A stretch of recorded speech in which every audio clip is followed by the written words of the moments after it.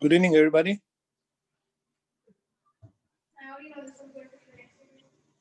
Good evening, Bharat. How are you, sir? I'm good. How about you, Ram? Good, thank you. Good to see you. Your background is very nice, sir. Yeah. So this has got a great history, I think I mentioned you.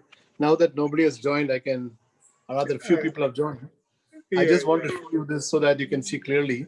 This was my second listing, IPO listing at the Oslo Stock Exchange on January the 13th, 2016. So me and my co-founders and the stock exchange officials are outside the stock exchange. It's 180-year-old stock exchange, one of the oldest in the world. And the best part was, if you know, Norway's or Oslo is where Nobel Prize is awarded every year. Alfred Nobel, he's a Norwegian. They have some nice ceremonies before the listing happens. And so it was very almost like 7 a.m. in the morning we had to go. And there were like 1 hour of ceremonies. And after that, breakfast. Then we had this, ringing of the bell. Cannot forget those memories.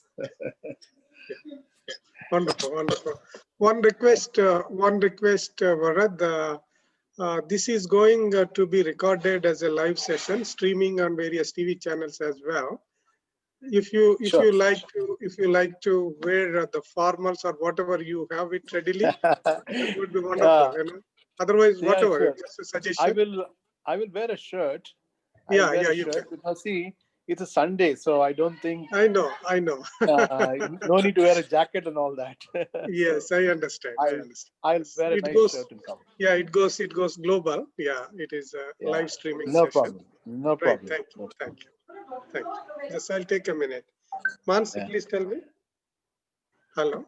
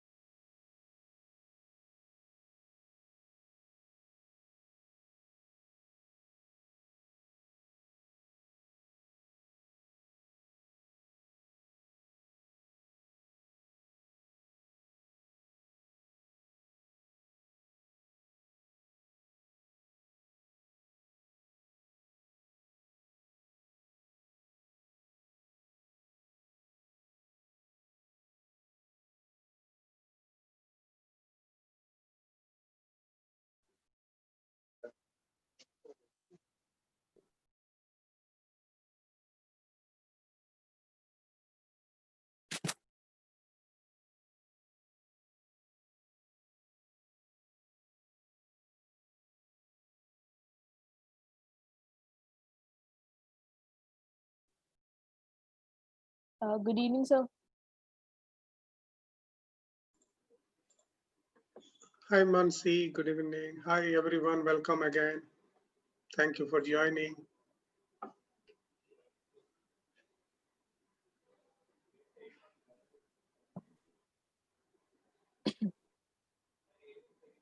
I suppose we have people for the interaction session also. Yeah, they should join maybe in another.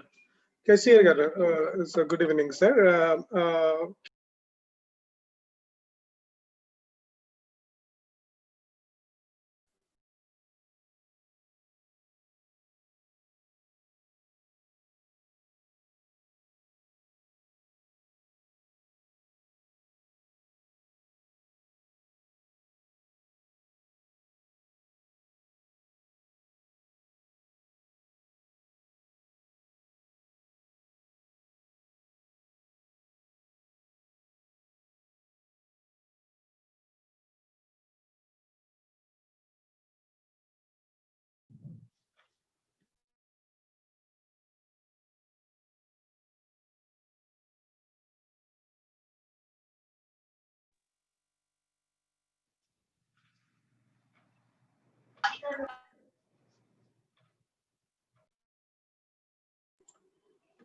Hi, Srini. How are you? Srini, how is your health? Yeah. All good. This is Srini K. Yeah, it's Srini K. Andy. Sorry. Okay. I thought Srini G. Sorry. Okay. Yeah. I'm requesting actually the host privileges to all of our team, Lead India team and MCs. So, who all I need to give Srini? So I'm going to give to KCR. So KCR has sent the embedded links actually. I'm sharing with you, SK. Yeah, sure. And పంపించండి live చేసేస్తాను. Yeah, I just sent it now.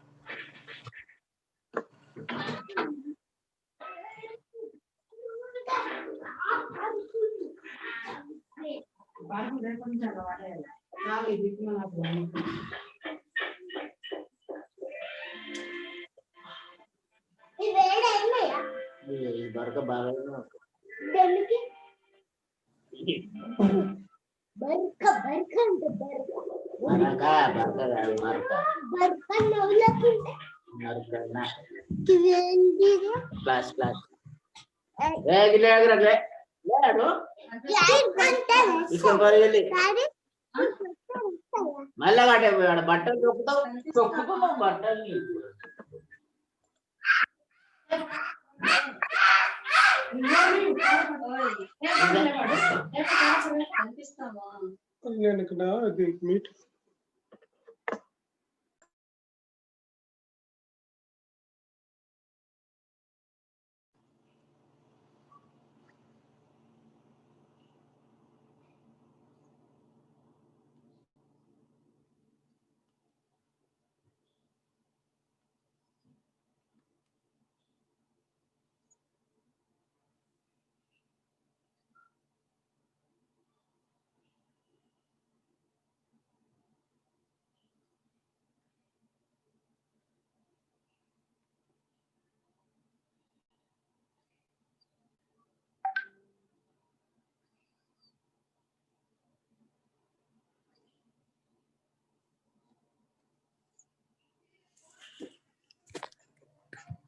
So We have 2 minutes, so we'll start Yes, exactly yes, on time. yeah. 2 more minutes. I think our speakers are already there. Dr. Hari Krishna Maram, thank you, sir, for joining. And I think our Dr. Deepak has already joined. Welcome, Yes. Dr. Deepak. Thank you for joining again. I think we are all good to go. MCs, please be ready. We have another 1-2 minutes to go.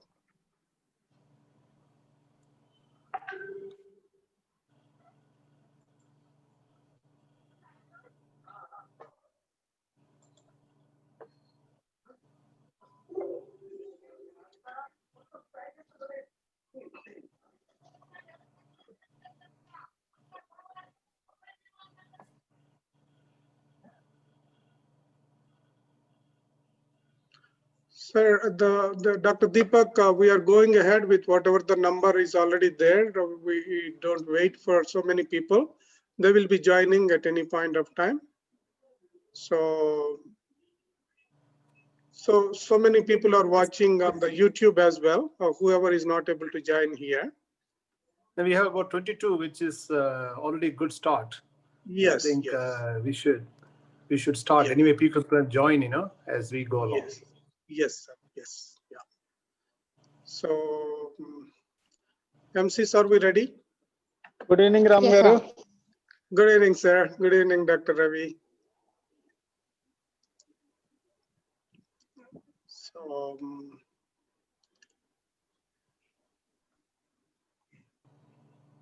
So MCs, please start. Good evening, ladies and gentlemen. I would take this opportunity to introduce Dr. Ram Maruri, sir. Dr. Ram Maruri has about 20 years of experience in IT company Oracle ERP technology. He traveled for work in India, USA, Australia, Singapore, Sri Lanka, Qatar, and Dubai. He served 2 years as Bundle Parishad Development Officer, Panchayat Raj in AP, India. He pursued PhD in geology after post-graduation from OU in Hyderabad, India. He got certified in German language from CIEFL. He pursued 1 year PG diploma in IT from Simco in Hyderabad while doing his PhD. He is the founder of an NGO and also coordinator to few more for the last 20 years. He is currently the managing trustee for the Lead India Liberty Foundation in India. He is also practicing Brahmakumari's Raja Yoga meditation for more than 3 years. He believes that harmony in the family gives harmony in the world. Ram Maruri is happy and a peaceful man when he offers selfless service to the needy and also volunteer for a good cause. I would now request Dr. Ram Maruri sir to take over. Thank you, Kalpana.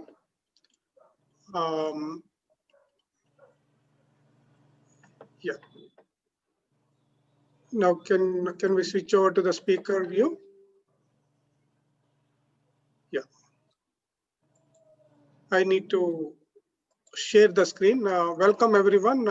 Once again, I'm going over the today's schedule and what we are going to present today. I'm the presenter of announce the speakers of the session today. I first of all welcome all of you, the speakers, the guests, the advisors of Liberty and Lead India Foundation, and the youth who are going to be here for the interactive session with Dr. Deepak, the keynote speaker of today's session. So I'm the presenter for this session today, who announcing the speakers. And the inauguration and address is going to be given by our chief patron, Dr. Hari Panapalli. And he is going to be introduced by one of our MCs. So I'm not going to introduce, talk about him here. And welcome address is going to be given by Varad Krishnan, our executive council member of Lead India Liberty Foundation. Our inaugural keynote address is going to be given by Dr. Deepak K. Tibrewal. He is the founder, the homeopath, Bengaluru, India. The valedictory keynote is going to be given by Dr. Harikrishna Maram, Executive President, Liberty Foundation. Today's event managers for the session on the boosting of immunity, Ms. Mansi, she is BTech second year from MRITS Hyderabad. Ms. Tanmayi, BTech fourth year from MRITS. Kalpana, B.Pharm fourth year from Bharat Institute of Technology. Shreya, MBA second year from JNTU Anantapur campus. Aravind, BTech second year from MRITS. Jagdish, BTech second year from MRITS. Sai Rupini, Bharat Institute of Technology from Hyderabad. Our academic partners are Amity University, Vignans University, Rishihood University, ICFA University, IGBP, College System, MRITS, JNTU Anantapur, JNTU Hyderabad, VTU, then SGG, CE, SPU, Digithon, Tata Asia, Al Khalifa Business School, Vision Digital India. Our media partners are Mana TV, then V5, TV5, Sakshi TV, News 9, GK TV, US1, GNN. Then our corporate and NGO partners are CIC Group Inc., Liberty Foundation, India, NRI Wala, Manavata Foundation, and a few more I'm not able to read out here due to the visibility. And the organizing committee of these webinars, I recognize Dr. Harikrishna Maram, Dr. Ravi Ayagari, Ram Maruri, Dr. Jairaj Kumar, Srinivas Guduru, Kishore Advani, Kishore Avwari, Srinivas Komatipalli, Swami Chakradhar, Raju Katukam, Manish Advani, Varad Krishnan, Abraham Paul, Venkatacheri, Subrata Banerjee, Madhuri, Padmaja, Namrata, Sai Gujje, Vaishnavi Chippa, Pranav, Samir Ippanapalli, Keshav Jwalapuram, Shreya, Shravani Vanga, Monica Batula, Tanmayi Potti, Ashish Mekala, Trisha Kilaru, Aravindu Busarapu, Vijaya Badeti, Sai Shiva Kyatam. I give a brief on the COVID coronavirus global pandemic impact as of the latest at 3 p.m. IST today. In entire world, it is about 2,89,60,000 cases recorded, and total deaths, I think it is wrong, whatever total deaths is there. I'm sorry for that. Total recovered 71,95,000. And in USA, which is the number one, 66,76,000 plus. And in India, it is the second place, 47,54,000. And while the total deaths are about 1,98,000 in America, USA, the total deaths are a little low in India, 78,614. That is one good thing. And the third, fourth, and fifth places go to Brazil, Russia, and Peru. And just in the economy, the impact of COVID on the economy is about $82 trillion have been lost over a period of 5 years will be lost. And 2 out of every 5 jobs lost may not come back. A healthier digital lifestyle may be, we may be seen in the future. That is what the technology going to be. Then boon to virtual reality. Regulatory barriers will fall, and opportunity for innovation will be there. Result in stronger domestic supply chains will be there. Increased e-commerce and online shopping will be there in the technology side. Health and education side, rise in use of telemedicine, rise in virtual or online education, government or which becomes a big pharma, science reigns again. Government side, virtual assembly, parliament, congress sessions might be needed. Big government makes a comeback. Inequality gap widens in the society, lead to political uprising. Then electronic voting and voting by mail revived trust in institutions and online transactions. Lifestyle is going to be virtual office, virtual education will be a reality, less communal dining, parties or worships, big impact on active life and health, improved environment, clean air and water. So this is going to be the economic situation and technology, healthcare, government and lifestyle.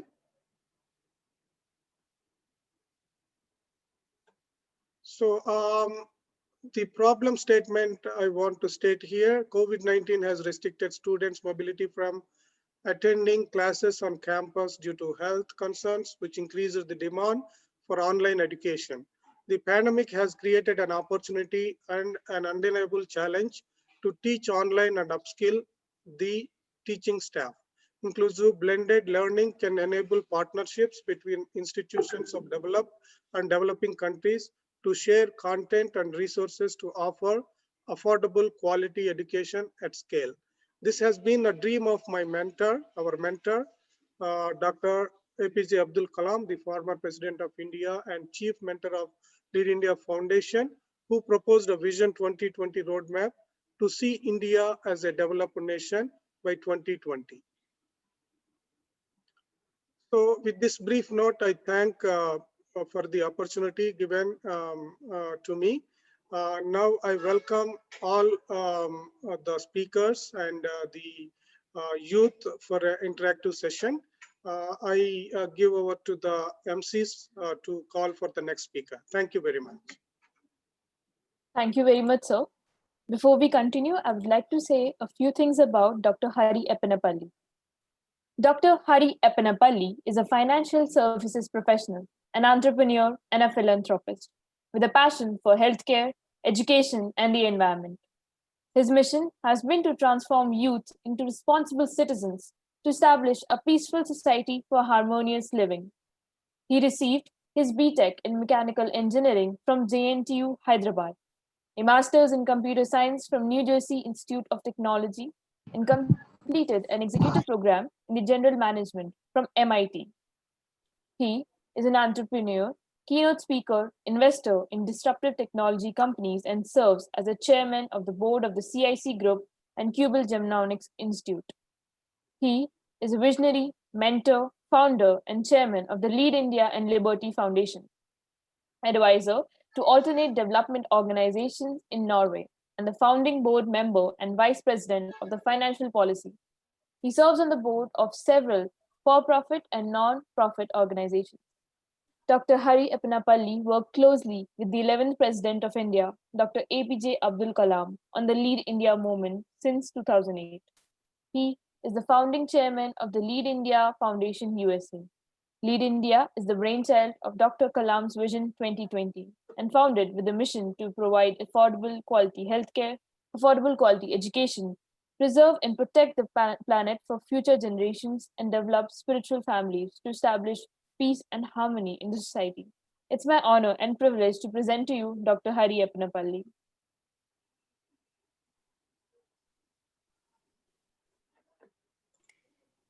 Thank you very much, Mansi, for that graceful introduction.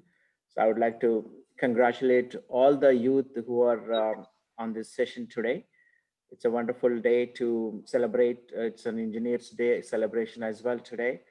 I would like to welcome all the engineers who are helping us on this webinar, as well as attending to volunteer for many things that we have planned through the Lead India program. So I would like to recognize the presence of Dr. Ram Maruri, who is the Board of Trustee and Managing Trustee for the Liberty Foundation. And we have Varadha Krishnan, who is our Executive Council member, and also Dr. Deepak, who is going to lead this session today. thank you all for taking the time during your busy schedules and joining us. So friends, the youth of the world today is distracted from their primary objectives of life and deprived of value-based education, youth of character and responsible citizenship. Youth ask for rights and forget their responsibilities to create individuals with values, good character, and a sense of responsibility is need of the hour. So I represent the Lead India Foundation with a mission to transform the youth into responsible citizens and engage them in developing the nation through a value-based leadership training program. The Lead India movement is initiated, as the previous speaker, Dr. Ram mentioned, His Excellency late Dr. APJ Abdul Kalam, the 11th President of India, which has already transformed millions of youth. His dream was to provide affordable quality healthcare, affordable quality education, preserve and protect this planet for future generations, and also develop spiritual families to bring peace and harmony into this world. So that's the mission that we are all working towards. And during this COVID, we did a lot of things, but this particular session is very dear and special to us. The key components of the training program include physical development, mental development, career development, family development, social development, and all the way leading to national development. So in the physical development component, the one we would like to focus on is we need to be healthy in order to support yourself as well as the support society around you. And also the activities of the Lead India program, I will mention briefly. Each one teach 10 to eliminate illiteracy, plant 10 trees to protect the environment, identify and turn off bad habits in 10 people, health and nutrition education in the neighborhoods, sanitation, individual development. All these things are part of our program. So far, personally, I have interacted with millions of students actually traveling on this program around the world. So in this context, I would like to thank all the organizers of this event. So for each one of you, actually a unique personality, but the world around you is doing its best to make you just one among the many. So being unique requires achieving excellence. Excellence is a self-imposed, self-directed, and lifelong process, not in competition with anyone else, but yourself. You set your own preferences, standards, and work on your dreams with a focus, and be prepared to take calculated risks and do not get deterred by failures as you move forward to implement your dreams. Always dream big and aim high in life, and acquire knowledge. Work hard towards achieving your dreams, even in the times of difficulty like COVID. And then finally, learn to manage failures as well as success in life.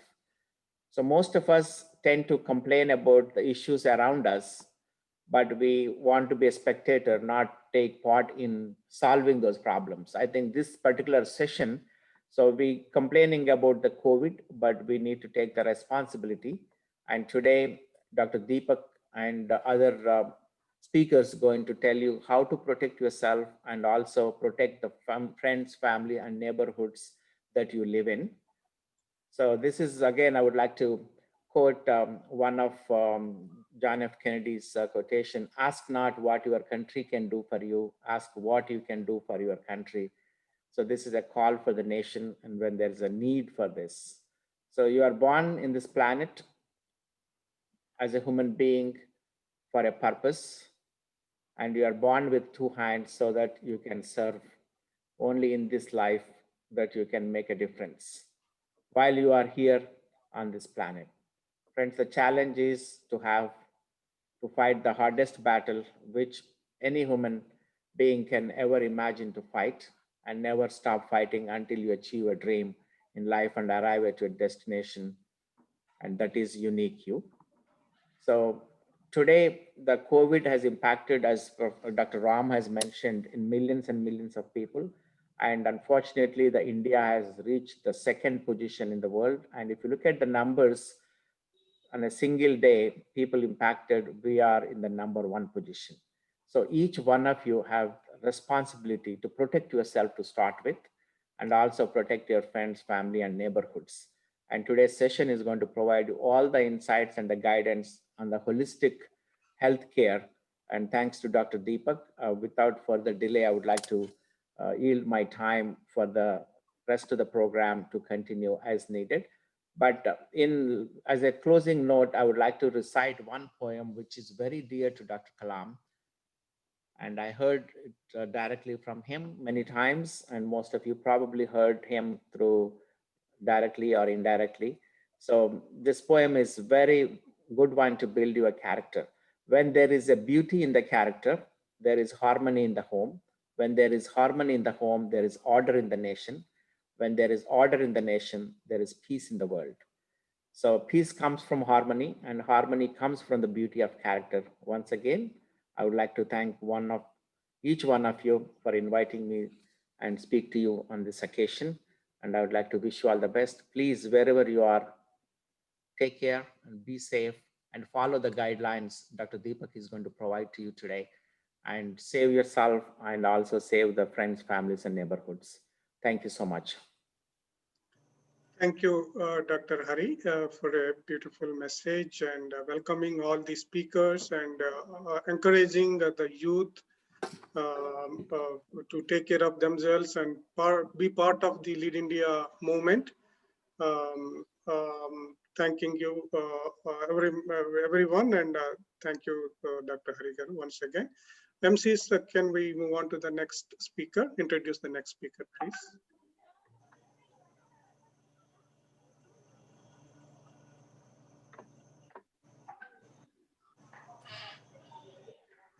Varadarajan Krishna. Varadarajan Krishna, an angel investor with a track record in a career spanning over 25 years, had been through 5 exits, including 2 IPOs. He is part of startup community that had built up products and IP ranging from embedded software, BPM, telecom, and clean tech. Varad sir is currently engaged in building open innovation communities worldwide through Induct. He also provided innovative.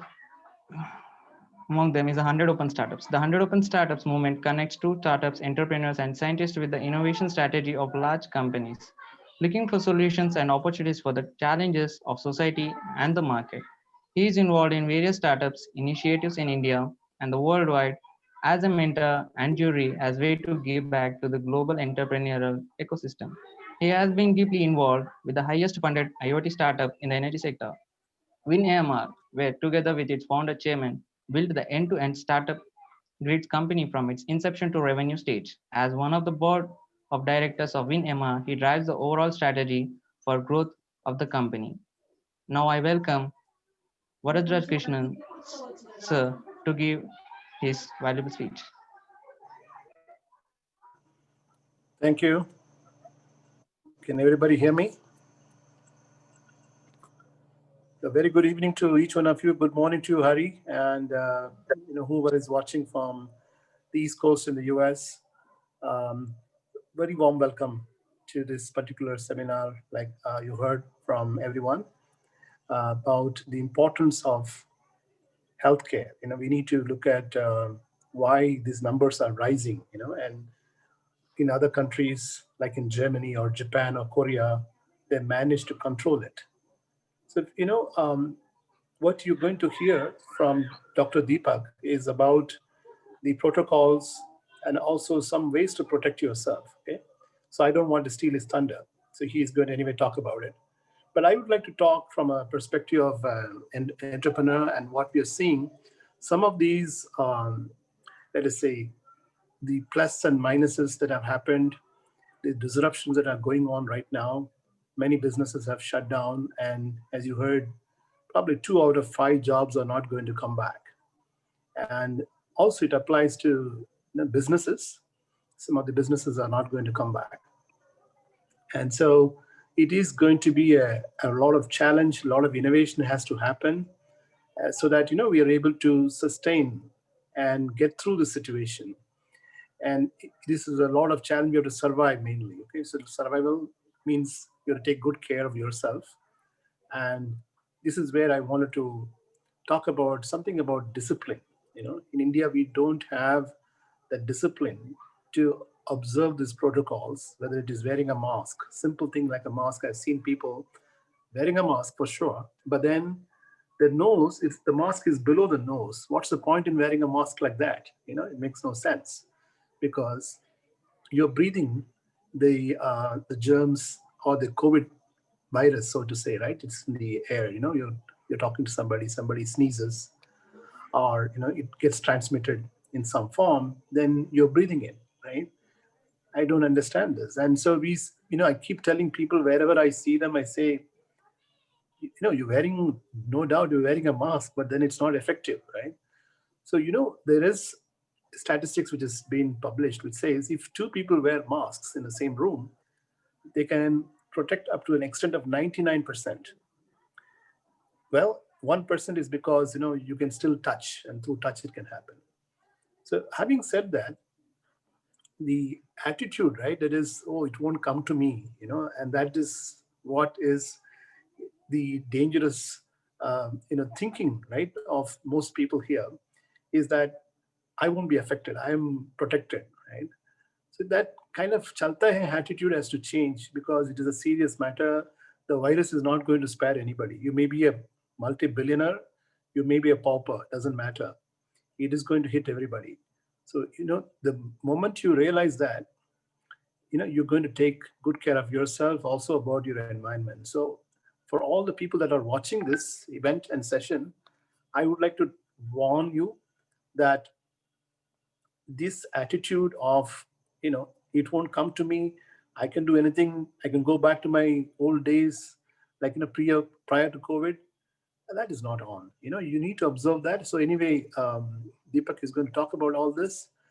I need to tell you some interesting anecdote about Dr. Deepak, and that is something he may not be able to talk. So that is why I will take up that. So one thing I want all of you to know is that he is not a homeopath, like a real sense. He's like most others that you see is practicing the allopathic stream of medicine. He also did his MBBS at the Kasturba Medical College in Manipal. But what happened was, when he was studying there, he was noticed his professor attending to patients, and these patients would come back again and again. So he was wondering, is there a stream of medicine where you treat once, people should not come back again? Okay, so that is how he began to study about the various streams of medicine. And then he discovered homeopathy is one of the medicine streams that people will get permanently cured. And then, they don't have to come back to the hospital or to the doctor again. Okay, so that was the reason. And so then he went to study that in London. So after that, he's been practicing it, and very successfully. He has cured a lot of people, including, so that's how it happened to me also. Like, I was suffering from what's called the breathing allergy. So it was not yet what we call as severe breathing problems, but I used to get sneezes, so allergic issues. So then I studied about it, researched about it, and then I found Dr. Deepak, and then I met him, and then he prescribed some medicines. He actually prepared those medicines at his own pharmacy and then gave it to me, and I followed it systematically, and I got cured completely from these sneeze attacks. So similar to me, like in my family also, many people, in my own family, many of my own relatives, my own immediate family also had similar issues, and he was able to fix that. Later, I was able to, when I was meeting him many times, I was also able to discover that many of those treatments people, have given up in allopathy, he was able to given up or not able to fix. For example, let us say in allopathy, he was able to fix that through homeopathy by systematic treatment. And I must say that the same thing today, if you look at homeopathy and also the other streams of alternative medicine like Ayurveda or even Unani, there's a sense prevailing, generally in certain parts of the industry, that it is not proven, and it is a kind of a placebo and all that. So there is a negative kind of feedback going around. But my point is this: at this point in time, we don't have any cure, right? And whether it's homeopathy or Ayurveda, you won't have any side effect. So why not try it? You can protect yourself. And some studies have happened, clinical studies have happened, where they were able to bring about the data that people who took homeopathic medicine, that is the one called ARS ALB30, that particular type, which anyway Dr. Deepak will be talking about, that particular medicine, people who have taken that, they've not been affected. And there's been studies all over the country, in Gujarat, in Tamil Nadu, in Kerala, and so on, and also in Andhra Pradesh. So they've done these studies and have got results which says that if you've taken this medicine, you're not going to get affected. And that has been proved by clinical studies and clinical research. So this is to prove that, like I said, we don't have the vaccine, we don't have any other alternative cure. So why not try this, and then protect yourself? So you heard from previous speakers, Dr. Hari, and also from Ram, that we're facing a lot of challenges today, and we can solve at least one of those challenges by protecting yourself, and thereby, you can reduce the burden on the government, because if everybody reaches the hospital, there is no place to give them a room or make them even to lie down in a bed. There's nothing available. Most places, everything is full. And so it's a huge strain on the resources. And by protecting yourself, you will also be doing a great service to the nation by, not going to the hospital, right? So with these words, I would now pass to Dr. Deepak, because he's the right authority to talk about all this. And he's going to walk you through some of the protocols, procedures that you can follow to protect yourself and protect your neighbors, as well as your friends, family, and also the nation at the end of it. Thank you so much for this opportunity. And I again would like to give you this input that you have to take protection, precaution, and also take those steps. Nobody is going to protect you. You have to protect yourself. Thank you so much. Stay safe. Bye-bye.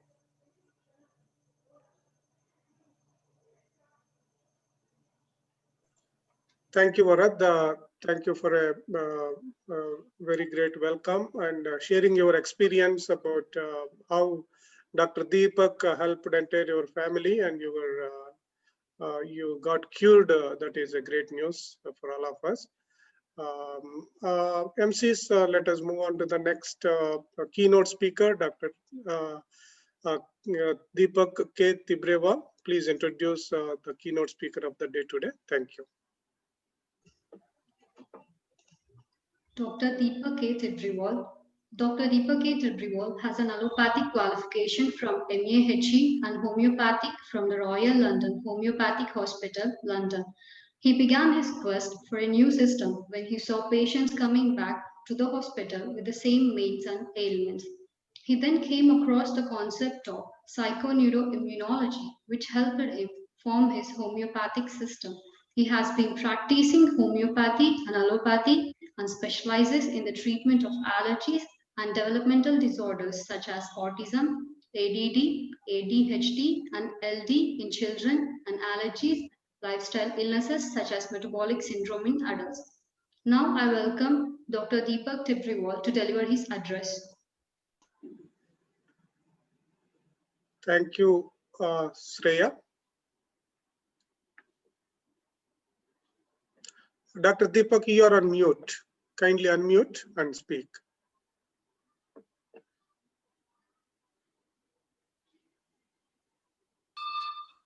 Thank you.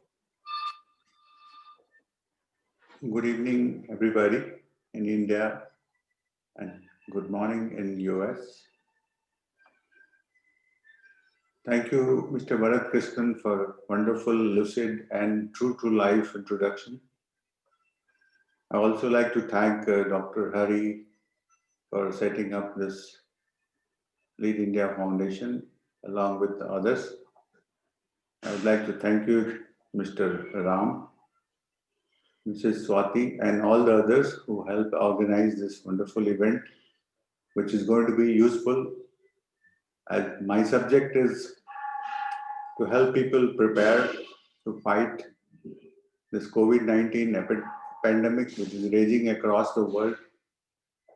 We as a country are also suffering hugely from it, as Mr. Ram has put up all the statistics.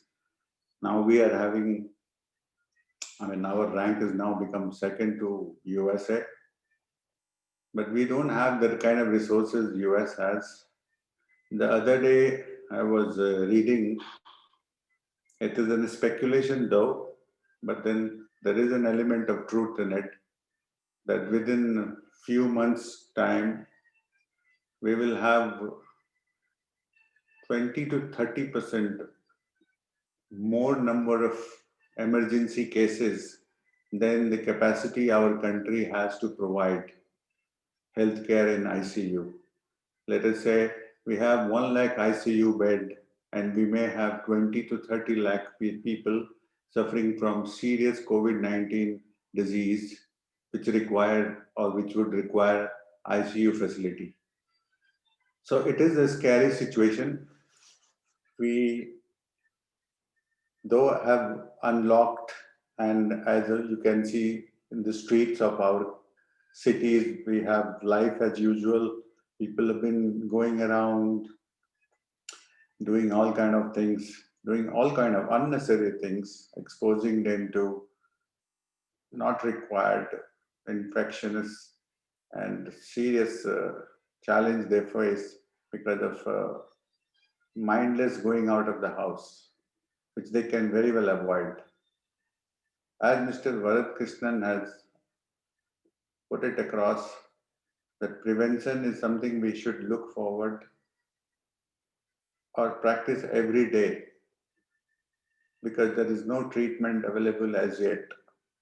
So how do we prevent? He's also rightfully pointed out wearing mask. I'll give you a simple exercise that if there are two people in the same room, one of them is wearing a mask who is having a COVID-19 infection, even though he does not have any symptom, and the other person who does not have any symptom, and he's also wearing the mask. So to both the people wearing the mask, one is having COVID-19 infection, the other one does not have the infection. The chances of getting the other person infection comes down by 99% if both of them are wearing the mask. Now just change the scenario.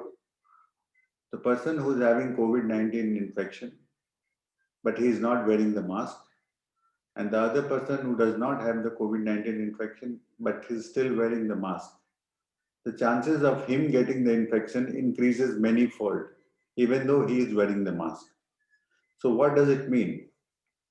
It means that even though we do not have symptoms, even though we do not know whether we are having COVID-19 infection, we all should wear the mask. That is number one responsibility of us as citizens of the country. The second is try to avoid going out, especially to crowded places, as much as possible. Unless and until you need to go out to crowded places to earn your living, you must avoid going to crowded places, especially for recreation. We must avoid going out to crowded places for recreation. Third, even if you have to go out and meet people, you must maintain social distancing of about 6 feet plus. Try to stay away from people and maintain 6 feet of distance. And of course, you have to all the time wear mask when you're out. And lastly, but not least, most important of it, is every time when you come back from outside, you must wash your hand. So if we follow these 4 practices, we will do a great service to not only ourselves, our family, our society, our locality, our cities, our country. We will do a great service to all of them. So please follow these 4 basic protocols. To remember it easily, I have created a mnemonic as WASH, where W stands for wearing a mask, A stands for avoiding crowded places, S stands for social distancing, and H for hand hygiene. Now, once you've covered prevention of infection, the second important thing is, that is the topic today, is how to develop immunity. God forbid if one gets infected from COVID-19, even in spite of following these prevention, how do you survive? How do you prevent yourself from getting infection severe enough to create serious illness and perhaps morbidity and even death? So to that, we have to develop immunity.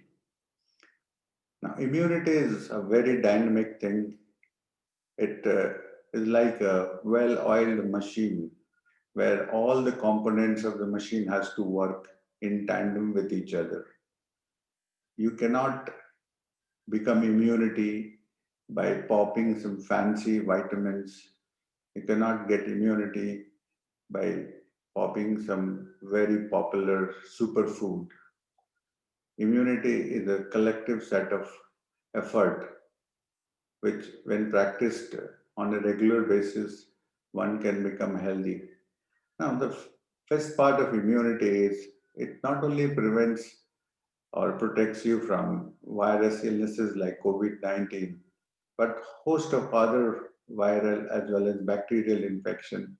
Besides, it prevents you from developing other degenerative diseases like diabetes, heart disease, and so on. Now, I would like to use a PowerPoint so that some of the important points can be retained. So may I request Mr. Ram to start the process of switching over to PowerPoint, please.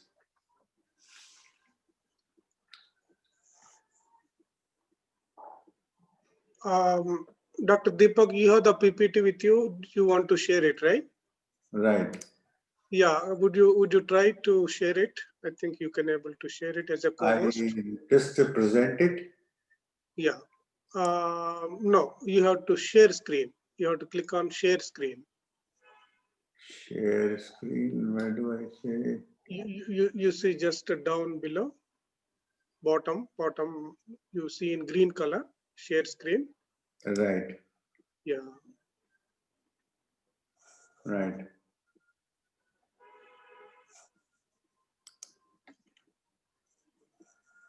Right. Now I present it. Yes.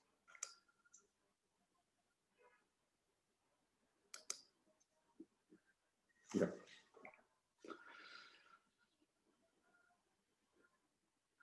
Are we good?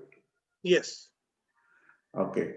So I welcome all the young boys and girls and others who are taking part in as a volunteers. They have volunteered to learn about how to build up immunity for themselves and to take the message across the society to disseminate this information and how to develop immunity. I begin by using a definition of health by WHO. And the definition of health by WHO reads like this: health is a state of complete physical, mental, and social well-being, and not merely absence of a disease. So what does it mean? If you look at it piecemeal, there are 3 components to it: physical, mental, and social well-being. So as you can see here very well, so it's not only about physically being fit, but also mentally, emotionally being fit, but also to take care of your society. So when you take care of your society, or you are presenting yourself in society as a model citizen, then you are truly healthy. But that's not where it ends. If you carefully analyze, then this sentence actually tells you more. It tells you that health is not something like a default setup of a computer, which is when you switch on, it comes and stands there. If you don't do anything, it remains there. Health cannot remain as a constant thing without continuously supporting it by positive effort. So it's something which requires proactive efforts to take care of it. It just cannot remain there. That is, if you do not do anything proactively to maintain it, you cannot remain healthy. So that's the other message comes out from this definition. Now we go further when we talk about health. You can synonym it with immunity. Immunity is a medical word. A lot of people have some idea about it. Some people have very little idea about it. Some people think it's a very, very difficult thing to, understand or practice or develop. But then today there is an opportunity to understand immunity in the most simplest and the basic form. I would like to talk about it in the next 10 to 12 minutes, perhaps 15, about immunity in the most simple and the basic way, which will help you all to understand. And not only for yourself, you must understand and imbibe all what I'm going to talk to you for the next 15 minutes about immunity, and take it to all the people nearby you, people who have low understanding of medical things, low understanding about food, low understanding about what is protein, low understanding about exercise. So you have to understand the concept of immunity in the most simplest way, which you have to take it to people, because that's why you have volunteered. You volunteered to learn about immunity, to take it to the grassroots level, to nearby people, to take out to your society as a project. So let's move on to learn about what is immunity. Okay.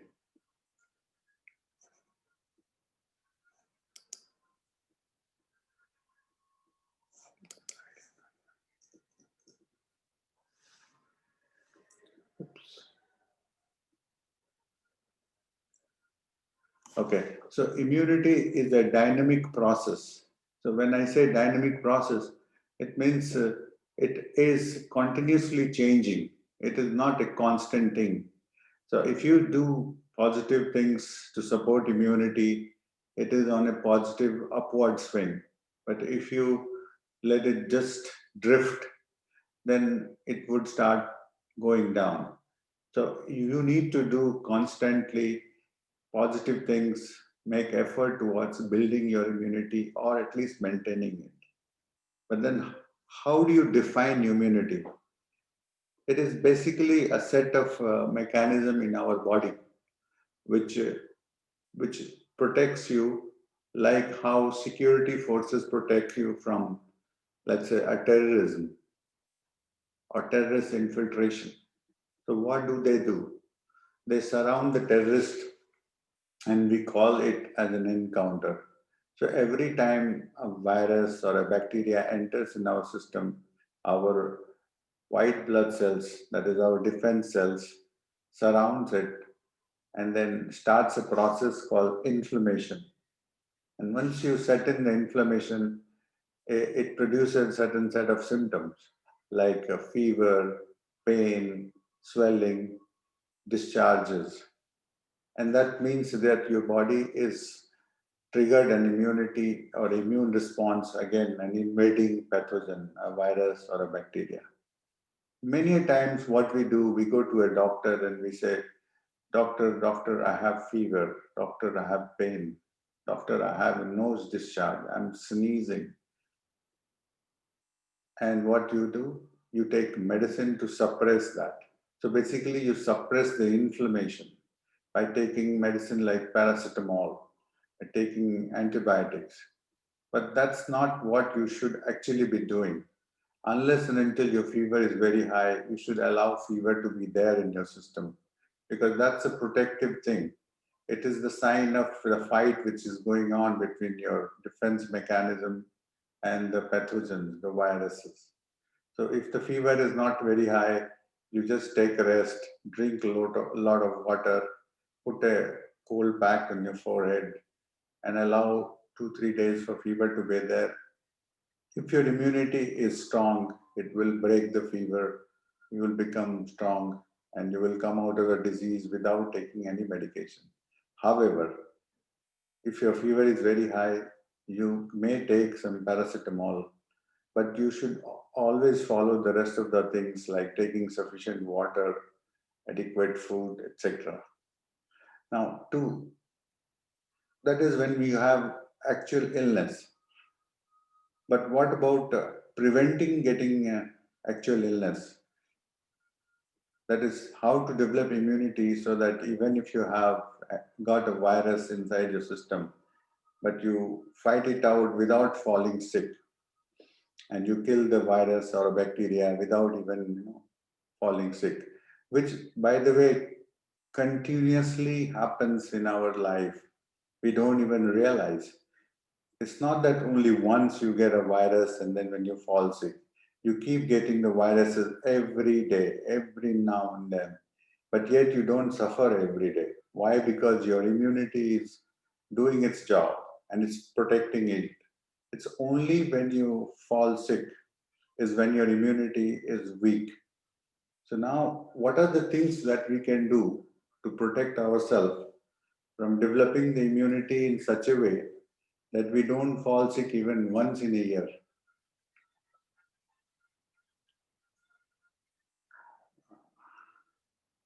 So to explain this, I have developed a mnemonic. It's called WASH. This is another WASH. The first WASH I talked about was to preventing yourself from getting infection. This second WASH is to develop immunity. So here W stands for walking. Now when I say walking, you can even do running or swimming or even cycling for that matter. But the idea is that you should do at least 45 minutes per day, at least 5 times a day, if not 7 times, and 5 times a week, my beg your pardon, if not 7 days a week. And how do you know? Mr. Ram once asked me a couple of days ago that how do we know that we are doing quality walking? Well, there are various aspects to quality walking or brisk walking, and it requires a lot of explanation to do. But the very basic way by which you can be assured that you're doing sufficient amount of quality walking is you should walk at the speed where you start to get sweat, you become breathless, just short of becoming breathless. So that is the maximum speed at which you should walk. If you do that kind of a walking, you improve your heart's function. And how do you measure that? Again, there are a lot of calculations to do. If somebody wants to know more about it, there is a lot of information available on net, or they can get back to me also. But for the moment, it's sufficient to remember that you walk as fast as possible until you reach a speed where you start to becoming breathless. And you should walk as long as possible until you break into sweat. So if you do that, what would happen?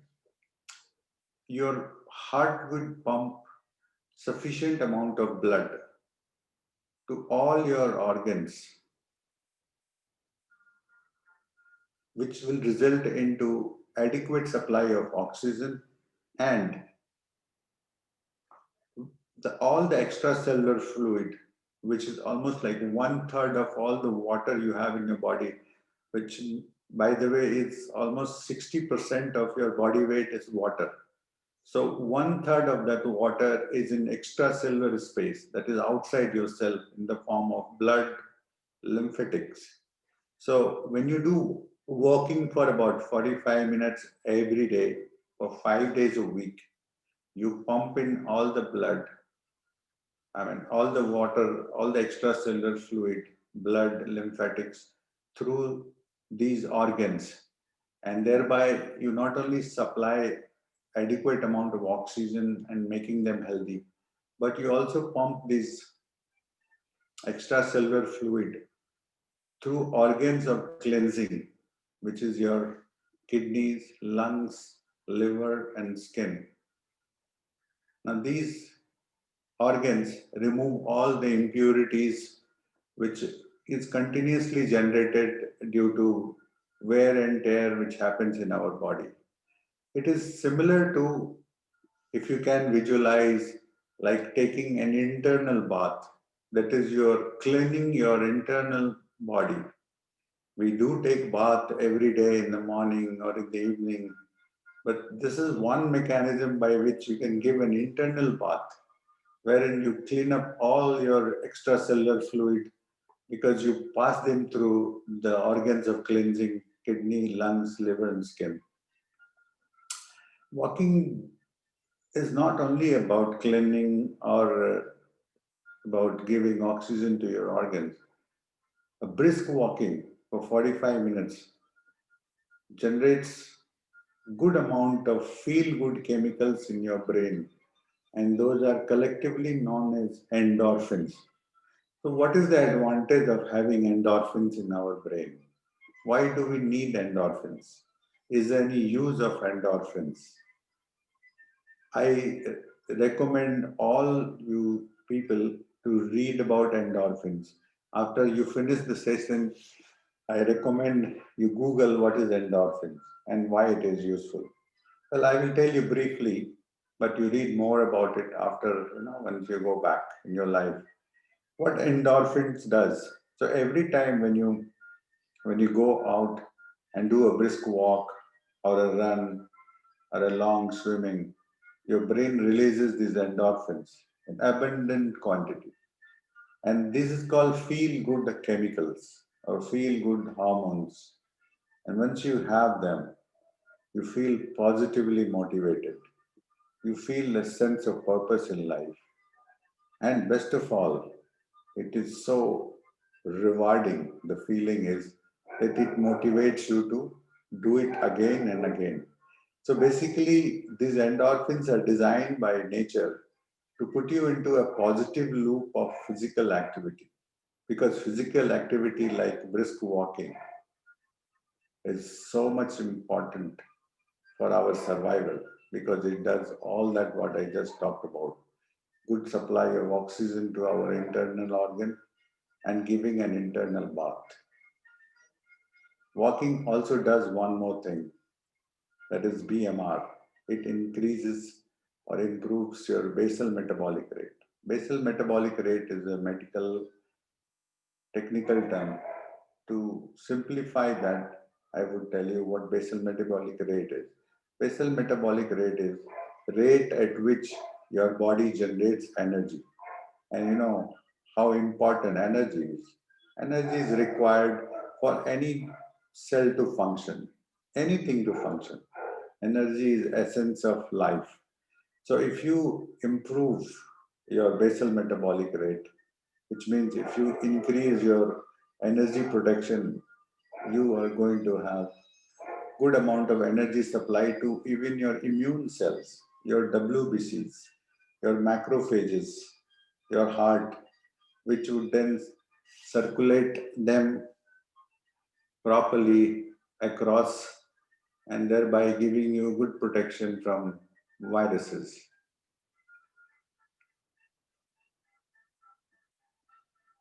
Oh, let's get stuck here. In the mnemonic wash, the next letter is A, that is adequate nutrition. When we often talk about or read about nutrition, and when you talk about and read about nutrition, you often read about eat green vegetables, drink enough water. But many times we miss mentioning about or reading about gut health. So what is gut health? Let us say even if you eat sufficient amount of good healthy food like vegetables and fruits, but if you don't digest them well or if you don't absorb them well, you're not going to get all the benefit from it. So what is that one important factor which influences their digestion and absorption? It is the health of your intestine, what we call gut. And the most important part of your intestinal health is the good friendly bacteria and yeast which we have in our gut. Those are called probiotics. So unless and until you maintain good probiotic levels in our gut, you're not going to get the most out of your nutrition which you consume. Not to mention, if you don't have good gut health, you will not have good immunity, because gut health has a direct bearing on immunity. Well, I cannot talk more about how gut health affects immunity. It will become very complicated and too much of medical stuff, which is also not required at this point of time. What is important here is to also understand what will improve the quality and the quantity of this healthy bacteria and yeast called probiotic is eating good amount of food which contains prebiotics. And prebiotics are nothing but food for the probiotic. The commonly consumed food which is available in India is oats, banana, onion, and garlic. Besides, of course, we have kale, asparagus, and so many others which is available in other parts of the world. But for in Indian context, if we focus on oats, onion, and banana, besides garlic, you would do a good job of eating sufficient amount of prebiotics, which will then improve the quantity and the quality of good bacteria and yeast in our gut, called probiotics. The next important thing is giving due importance to vegetables in our diet and some amount of fruits, not to mention some amount of raw food every day. Raw food helps you proper cleansing of your gut, and vegetables and fruits delivers good amount of vitamins and minerals, as well as sufficient amount of fiber helps you cleaning the gut. Next important thing about diet is protein. Well, protein, as we all know, is important for building the blocks, all the blocks in our system, be it muscle protein, be it bone matrix, or even building your white blood cells. Those are responsible directly for immunity. So, what are the good source of protein and how much protein we need to take per day? Well, there is the simplest formula for that, which is again, now they say that is not enough. Medicine is a changing field, but for basics, we can say 0.8 gram per kg body weight. If you take protein every day, it is good enough.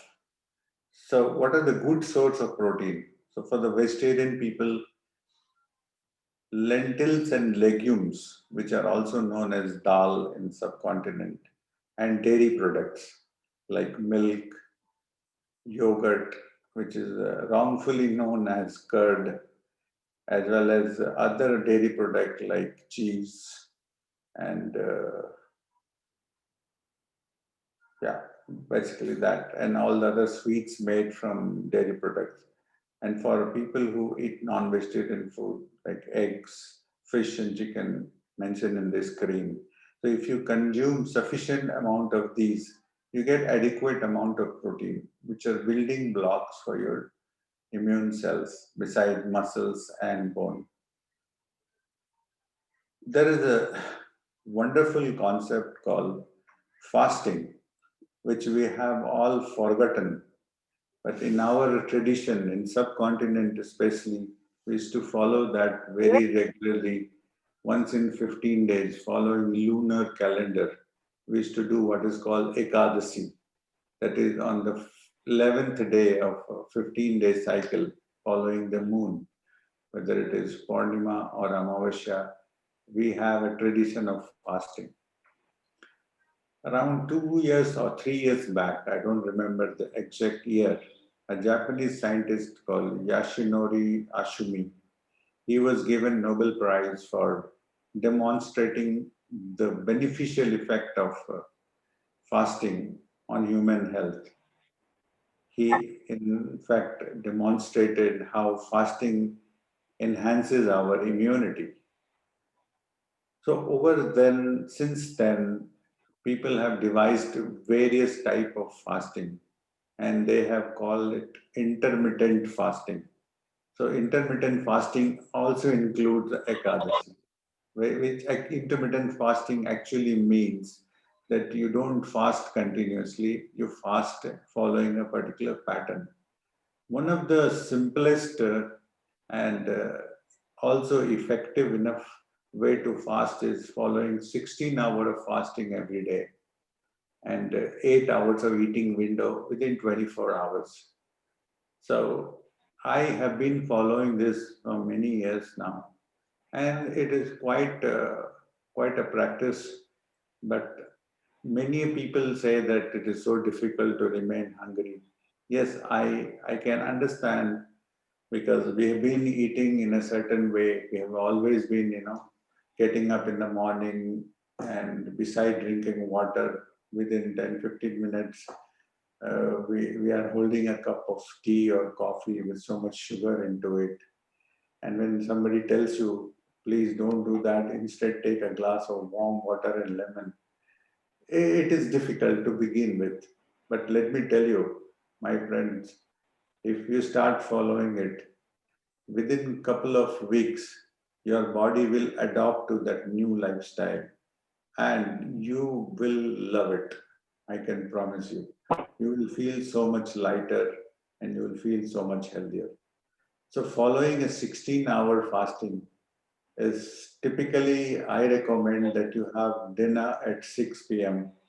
and your breakfast at 10. If you cannot have 6 p.m. dinner, then you have at 8, that is the latest. And your first meal should be your breakfast come lunch at 12. Until you eat your breakfast come lunch at 12, what you may do is drink a glass of warm water and lemon. You can have 1 or 2 cups of tea with very minimal amount of sugar, or no sugar would be even ideal, and little or no milk, preferably lemon tea or green tea. If you still feel hungry, you can eat half a cucumber. So if you follow this practice, it's really going to be a game changer for you as far as immunity is concerned. I can talk more about fasting, but then it will take a lot more time, which may not be really required at this point of time, maybe some other time. Or you recommended or you're advised to read more about fasting if anybody has more interest in it. And last and not least, and most important part of nutrition is water. Because unless and until you drink sufficient amount of water, you cannot perform most of what we talked about. Because water is the vehicle which carries nutrition to your cells and also removes waste product away from it. The next letter in WAS is S, which is for sufficient amount of sleep. I have just written one number here, plus 7 hours daily. So if you just remember that you have to sleep for 7 hours daily, this is good enough. But if you want to know more about sleep, we can talk few more things here. Let me just get some points here.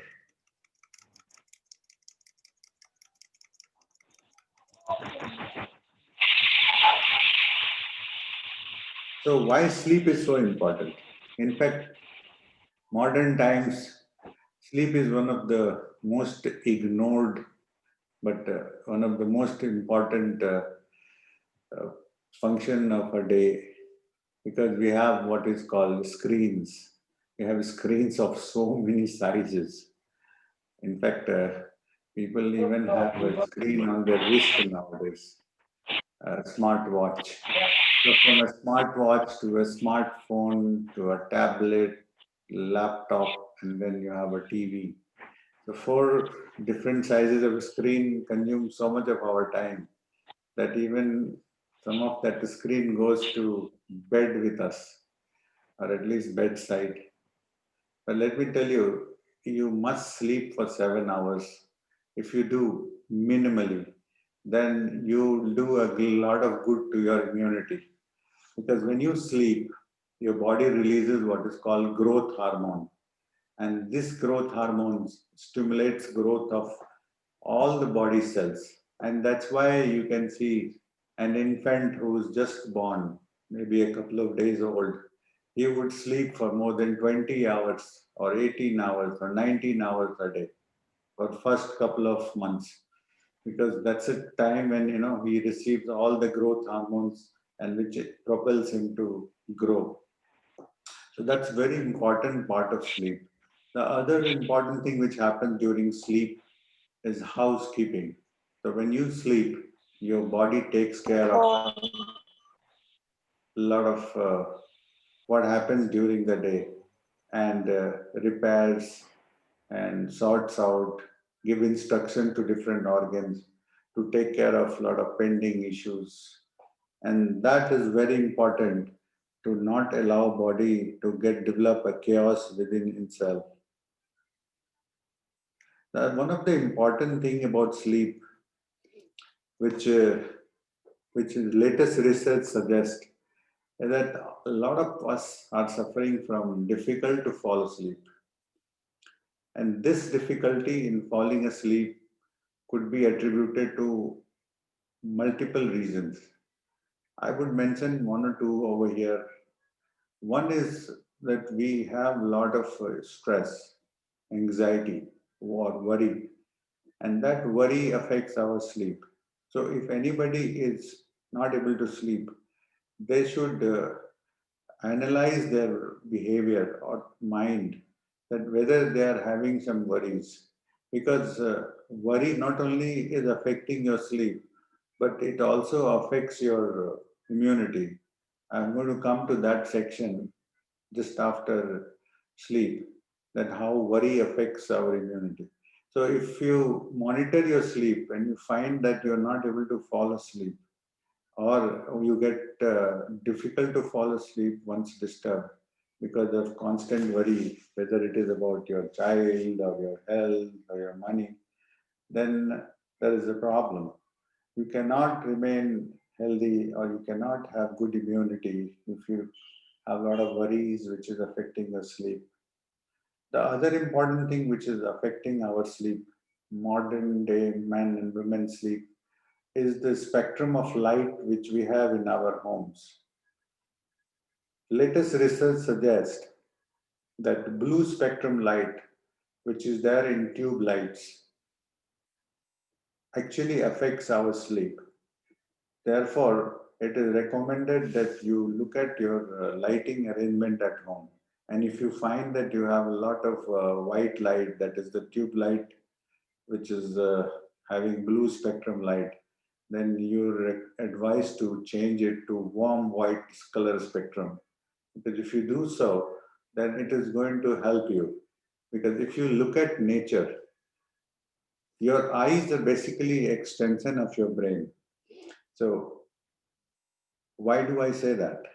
So every time there is a sunrise, you go out and look into the sky, you see the color spectrum of the sky. If it is not clouded, of course. If it is cloudy, you will not notice it. But if it is a clear sky, if you see the sunrise, you will find the color is towards bluish. And that has a direct effect on brain, which then stimulates the release of certain chemicals in the brain. On the other hand, when you see sunset, you will see the color spectrum of the sky changes to oranges, which is to signal brain to release a chemical called melatonin, which actually is a chemical or hormone required for having good night's sleep. So apart from addressing your anxiety and worries and health-related issues affecting your stomach, which is disturbing your sleep, you may like to address your lights in your house, which may also be affecting your sleep. Now, after sleep, the next important thing, perhaps most important, if not, though it is mentioned at the end, for the sake of mnemonic to sound correctly, able to remember it, happiness. So that is H for happiness. So we talked about walking every day, that is W, adequate nutrition, that is A, sleep, that is S, and happiness, that is H. So that completes our mnemonic WASH. So you remember WASH. Walk every day, have adequate nutrition, get good night's sleep, and always be happy. But why should you always be happy? What is the, why being happy is important?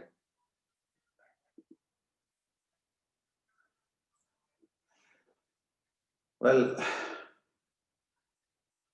most of it is there in public domain. Most of you may already be knowing that happiness is like healthiness. It's a common knowledge. I would like to go a little in detail about it so that if at all it is easier to remember and perhaps reinforces the idea. Unhappiness, or when you are in a state of unhappiness, you are in a state of what is called mental emotional stress. And this stress produces what is called stress hormone. This stress hormone will suppress your other hormones, which are secreted from endocrinal glands. And let me tell you, hormones are the most important chemicals in our body, which performs a variety of function. A very popular, commonly known hormone is thyroid hormone. The other one is insulin. So you know what happens when you have low level of insulin, to develop diabetes. So somebody who is in a state of mental and emotional stress tends to have higher level of blood sugar. I cannot say he would develop diabetes just because he's under stress, but it is proven that people who are having diabetes, and if they have long-term stress or they get suddenly highly stressed, their blood sugar spikes. So there is an oblique relationship between stress and high blood sugar. But then what are the type of stress which we have, or what are the type of unhappiness which has been recognized, and how to address that? I would take a couple of minutes to discuss that. I think it's very important at this point of time. Without addressing this, or at least understanding this, one cannot truly talk about immunity. One of the commonest stress human being faces today, even because of COVID-19 for that matter, is anxiety.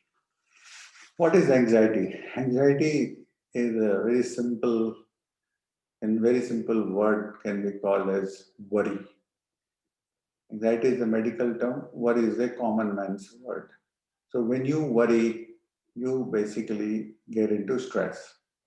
And when you do not address your worry, then you develop fear. And that is the next level of stress. So only way you can avoid getting the ill effect of anxiety and fear is by challenging it. Let us say I develop a stomach pain on the right side. We have some basic idea that right side appendix is there. And then somebody tells, my good friend tells me, oh, you could be having appendix. So now I start to worry about, oh, I'm going to have appendix problem. But what I don't do is go to a doctor and get it checked. And I continuously worry, oh, I'm having appendix problem. Oh, I'm having appendix problem. Then after 2-3 days, the pain becomes okay. I forget about it. After 1 week, again, pain comes back. And then this time, my anxiety is even stronger than last time. And continuously, I suffer from this anxiety and it develops into fear. Once it reaches that stage, then it becomes a very potent negative power or force in our body or in my mind, and which will affect my immunity so much that I will fall sick very shortly. So the only way I could have avoided it to convert into fear is by going to a doctor and challenge that anxiety and get to know about it, that no, it is nothing. It's just a simple acidity problem. If you change food habit, you will become okay. And that's it, the problem is solved. So once you challenge your anxiety, once you challenge your worry, you would get out of it and you will do a lot of good to your immunity. Similarly, when you have grief, somebody died in the family or if you lost some amount of money, the best way to fight out the grief is to talk about it, to discuss this with a friend or a counselor. Once you let it out, it just loses its negative effect and you tend to forget about it.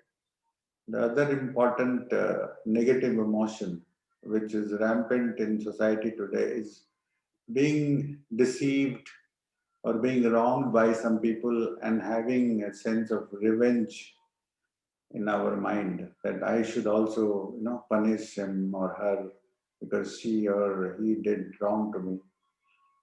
Well, you may justify having such an emotion, but the better way to deal with it is forgiveness. So if you forgive and move on, then it will not only make you happier, it will also help you in not letting it affect your immunity.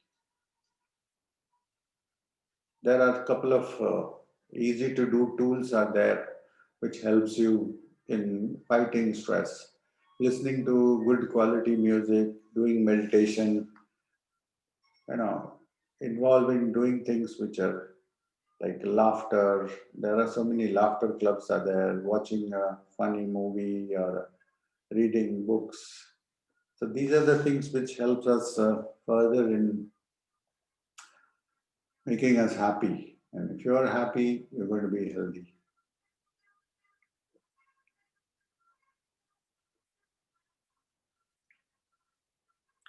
This Google Slides moves very slowly. Now, I'm a medical homeopath. After I did my MBBS, as explained by Mr. Bharat Krishnan, we've become good friends. That I have done my MBBS and also my homeopathy education from United Kingdom, that is London Hospital.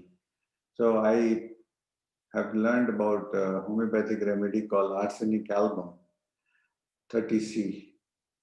And I've been distributing that to a lot of people who cannot have access to, medicine or information, like people who are into disability homes, people who are into orphanages, blind schools, factory workers, public transport drivers like, bus drivers, BMTC, we call it in Karnataka.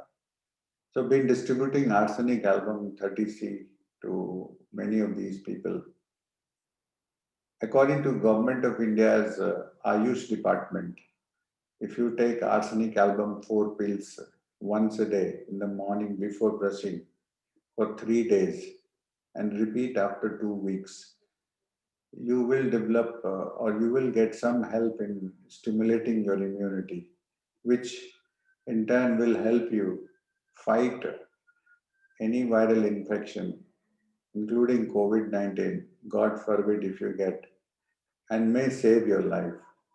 We are not saying that taking arsenic album is a prevention for COVID-19. We're not even saying that arsenic album is actually a cure or a treatment for COVID-19 infection. What I'm saying here is taking homeopathic arsenic album 30C helps you develop immunity in such a way that you may be able to fight an infection in a better way. Without it, it may be slightly more difficult. So that is your another edge. So we talked about walking every day.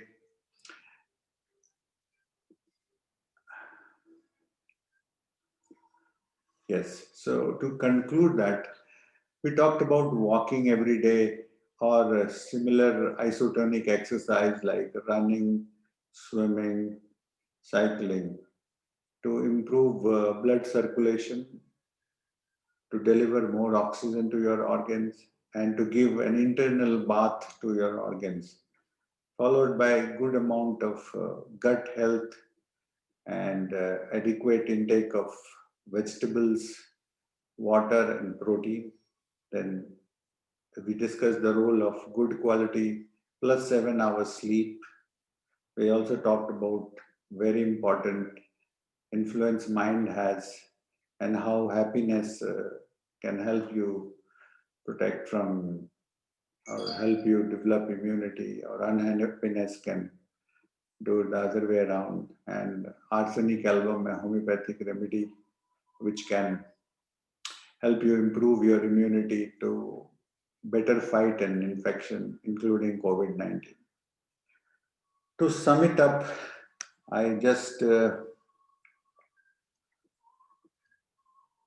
propose a simple thing, and that is we can strengthen our immunity by starting a day with morning walk, having nutritious food throughout the day while being happy for as long as possible. And when night comes calling, we must get 7 hours sleep, deep sleep. It can be said as an icing on the cake if one gets up refreshed and happy with the memory of a sweet dream. By this, I conclude my sharing of thoughts with few disclaimers, and that is few words of caution. Point 1, people with heart condition should take advice from their doctor and perhaps use a fitness tracker to keep calibrating their heart activity while doing brisk walking.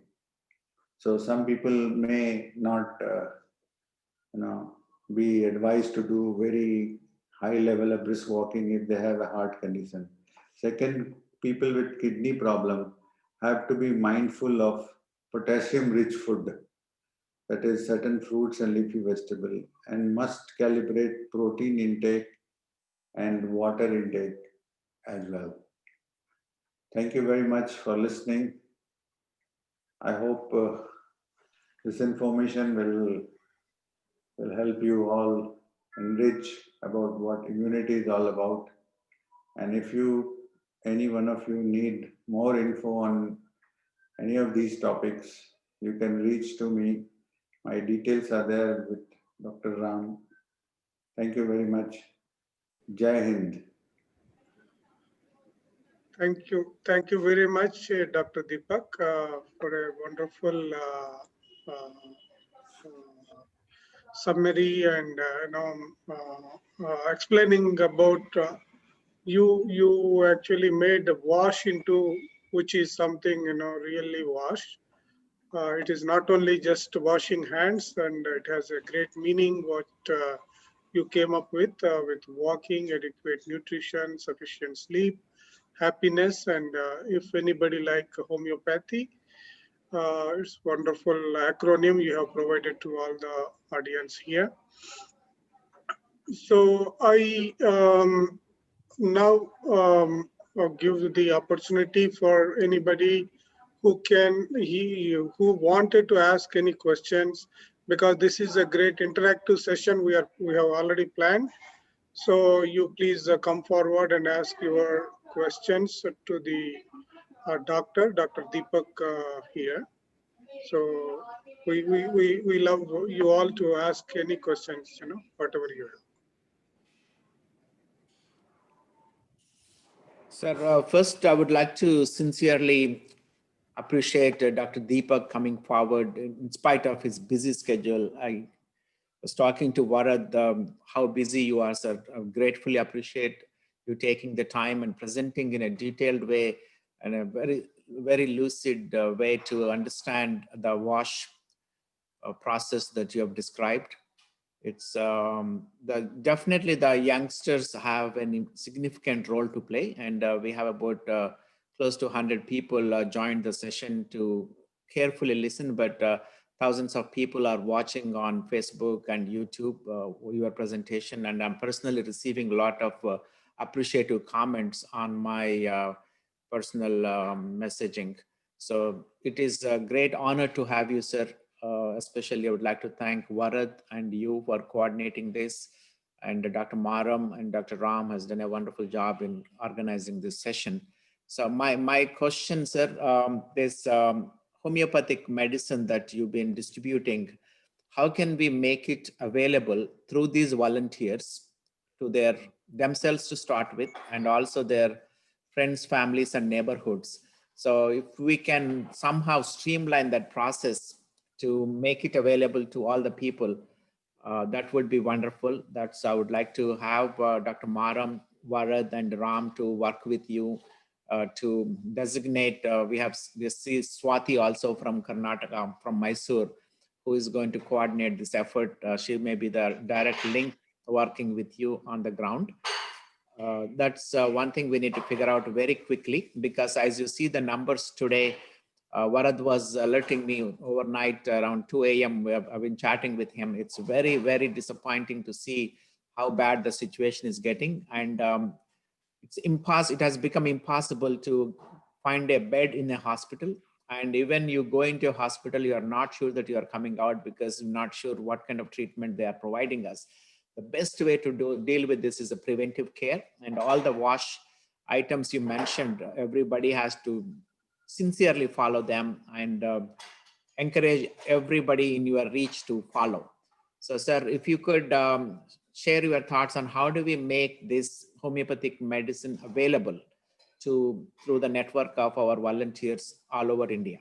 Thank you so much, sir. Thank you so much for your praise, Dr. Hari. You have been a real source for all of us. You've been doing so much as a Lead India chairman, and hats off to you. Regarding the homeopathic remedies, we can provide it. We'll have to work out the modalities, and there is a problem in the quality control of these homeopathic remedies. Since these are not produced like a proper pharmaceutical company where you have a very standardized way of making them with a proper packing. These are basically, you have sugar pills, and on that you dispense it using alcohol dispensed or alcohol diluted homeopathic medicine. So each bottle has to be hand prepared, as Mr. Bharat Krishnan has mentioned, that we dispense medicine individually for each patient very carefully with number of pills and how many drops. So if there is a quality conscious requirement, then it has to be done in a very controlled environment and has to be sent with the proper packing and parcel to concerned people who are looking for it. And there are a lot of modalities which requires to be fixed or which has to be worked out. I'm sure I'll coordinate with Mr. Ram and Mr. Bharat Krishnan, and we'll find out a way how to get it organized, and we'll do it. It will take some amount of time and effort because this is a very labor intensive process. It's not something which you can mass scale it because there is no way you can ensure quality if you mass scale it. Therefore, let it be. We'll take care of it, Dr. Hari, and we'll come back to you on a personal messaging as how to go forward from it. For the volunteers who have joined us, if many of them are interested in procuring arsenic album, they can contact to Mr. Ram, and then I will help them through Mr. Ram to get the remedies as in where they want and how much they want. We'll try to develop a system and a process, and by doing so, we'll be able to deliver some quality arsenic album to the people who want it. Thank you so much. And I would like to get 1 more minute of your time. All the volunteers who are listening on this, when you fly in the aircraft, the air hostess provides a demonstration about the oxygen mask. So you need to have the mask on first before you put to your children or the next door person, next person sitting next to you. I think this is important that all the volunteers, you have to protect yourself first, to all the ways that it's possible to prevent this COVID attacking you. And then only you could take care of your family, friends, and neighborhoods. Please take it seriously. The situation is getting very worse, and you do not have enough resources on the ground in terms of hospital beds, or do not expect that the government will come to your risk. So the thing is in your hands to protect yourself and also protect your family, friends, and neighbors. Please take it seriously, follow the guidelines of what Dr. Deepak has mentioned, and do the needful, and reach out to the team who are going to help you, and follow the guidelines. Thank you so much. Go ahead, Dr. Deepak. Yeah, so on a personal note, it's been almost 160 days now that I have not missed a single day. I have clocked more than 10,000 steps continuously for the last 160 days. Today also I went for a run and a walk. I did 2-kilometer walk and 5-kilometer run. And my step trackers reads 12,500 steps. So this is something which I practice before I preach. So the reason why I'm bringing this up is this is really the most important thing. Brisk walking every day without fail. Yes, sir. Anything else I can? Anybody please ask questions? Yeah, thank you. Thank you, Dr. Deepak. Friends, this is the questions time.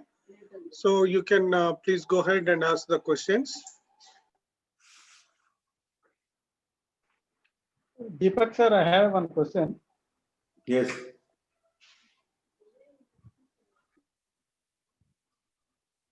Go ahead. Sir, please go ahead, sir. Dr. Ravi Garu. Dr. Ravi Garu is our advisor for the Lead India and Liberty Foundation. Hello, So welcome, yes, go sir. ahead, please.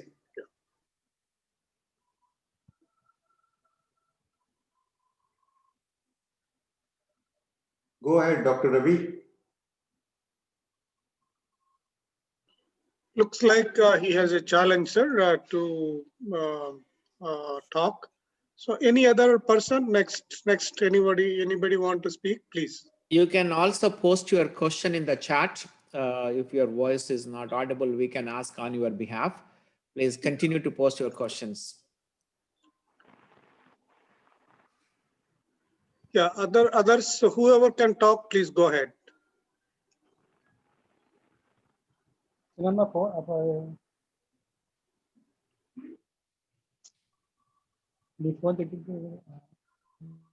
Sir, you can post your question, Dr. Ravi, on the chat so that we can ask on your behalf.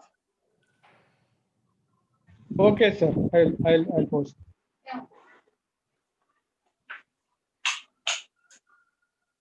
I think his audio is muted or something. Yeah, please go ahead. Anand Naka, you want to ask any question? Please go ahead. Sir, are you able to listen to my voice, sir? Correct, Yes, correct. Sir, basically, I am with one of the diabetic patient. Okay. Hello. What are Yeah, the go safety ahead. precautions to be taken for the COVID-19? Go ahead. Sir, are you audible my voice now, sir? Yes, yes, go ahead. Yeah, Deepak, Sir, Dr. Deepak, he asked, Anand asked one question. I think he asked right. He is a diabetic patient. How he wanted to take care of, what do you advise to take care of in this COVID situation for the diabetic patient? That is what he is asking. Well, how bad is his diabetic? Is he insulin dependent? Are you insulin dependent? Yes, I am, sir. Yes, sir. Are you taking insulin every day? Sir.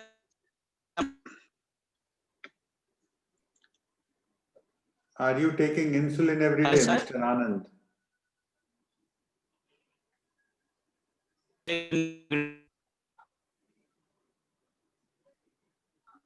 I am not able to hear, I'm afraid. Yeah, Anand, you can ask the question in the chat so that we will answer. Yeah. So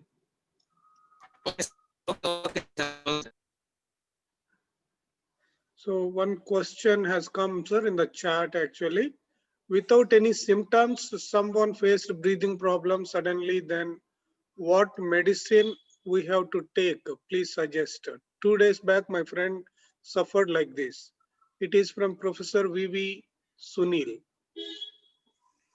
Well, there is no one single homeopathic medicine, but they can take arsenic album and also take some what is called bronchodilators, that is cough syrup expectorant, bronchodilators, sugar-free bronchodilators.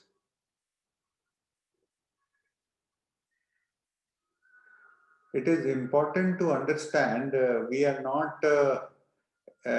cannot provide you consultation for symptoms with one symptom or two symptoms. The idea of our session today is to give you a broader outlook on how to improve immunity, and thereby it is better to be in touch with your local doctor and see whether how severe your breathlessness is. You have to monitor your oxygen saturation level, and if you find that your oxygen saturation level is low, then you have to take oxygen and all the other measures. However, taking arsenic album will definitely help.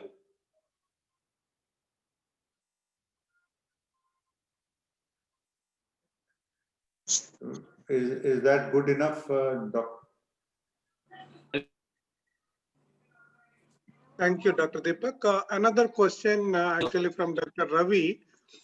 Can a diabetic take this medicine? Yes. I think you already answered. Yeah. Yes, anybody can take the medicine. There is no problem. Yeah, please go ahead. Whoever wanted to ask, please ask.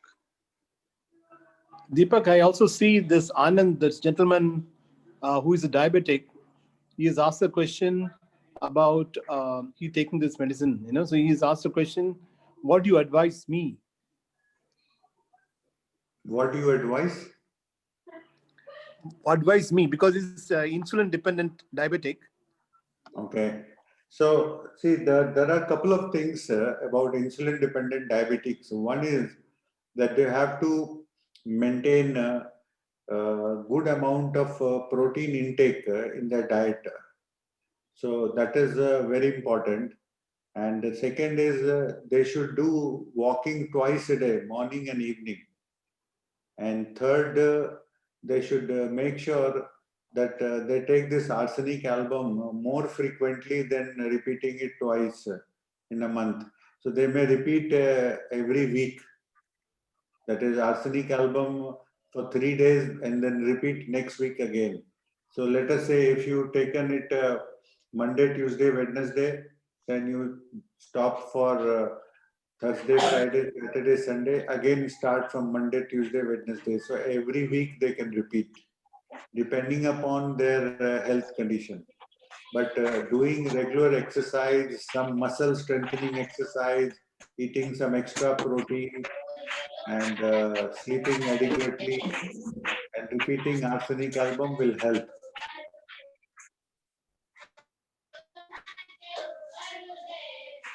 Okay, so there is a next question.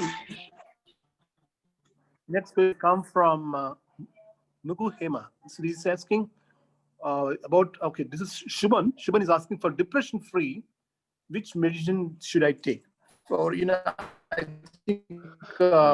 think depression, what should be the medicine that you recommend? I think it's all the wash, right? Yeah, it is difficult to prescribe on individual symptoms.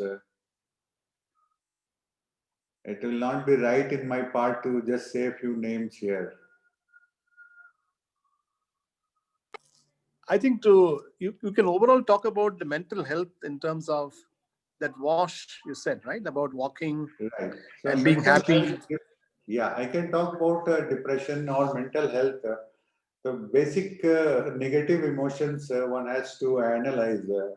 Commonly, if somebody is not suffering from organic depressive disorder, that is, they do not have any chemical imbalance in the brain, and because of which they are suffering from depression. That is, if they are suffering depression because of what has happened in their life, either they have lost a job, or if they could not do certain things which they wanted to do, or they have a relationship issue with their family members, or these days we also see people, having issues with boyfriend, girlfriend, all kind of interpersonal problem. So if somebody is having depression because of these environmental reasons, not because of organic brain disease, then the best thing is to talk it out, talk about it. Either talk to somebody, or write a diary, or look for a counselor to whom they can discuss with. Or you won't be surprised, when I was studying in London, there was a doctor from Norway. He even suggested that you can talk to a tree, a big tree, and the trees are very receptive. They actually absorb a lot of your negativity, and you feel relieved. And that's why, perhaps why, we have in our tradition, Lord Krishna says, "Vriksho mein main people hu." That is, the people tree is something which absorbs a lot of environmental stuff. So that's why we have a tradition of walking around the people tree. So when you walk around people tree, basically you think about negativity and you pray. So you actually transfer your negativity to the tree. So some of these measures will actually help. So in Hindi we say, बांटने से दुख घटता है और बांटने से खुशियां बढ़ती है. So if you are depressed, talking about it to somebody whom you can trust will actually help significantly.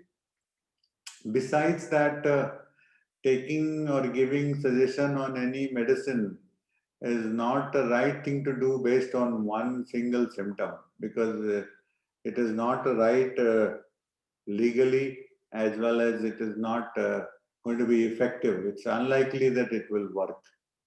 So this is the only suggestion I can give as a generalized suggestion.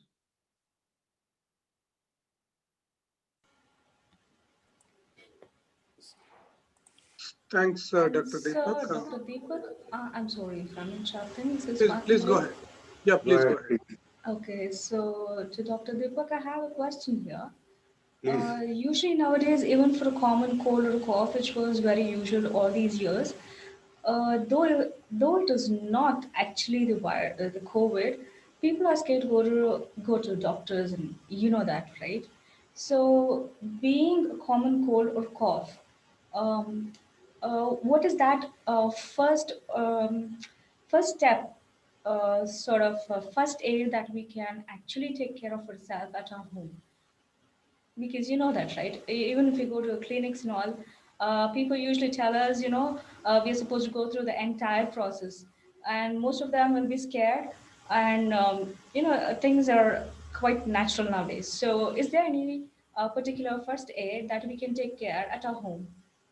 Right. Very nice question, which is very relevant to what is happening around now. One of the important thing which I tell my patient, I think that will give you the correct answer. And I've not been telling this now, it's from beginning of time, that when you fall sick, what you should do is, first of all, you should unplug.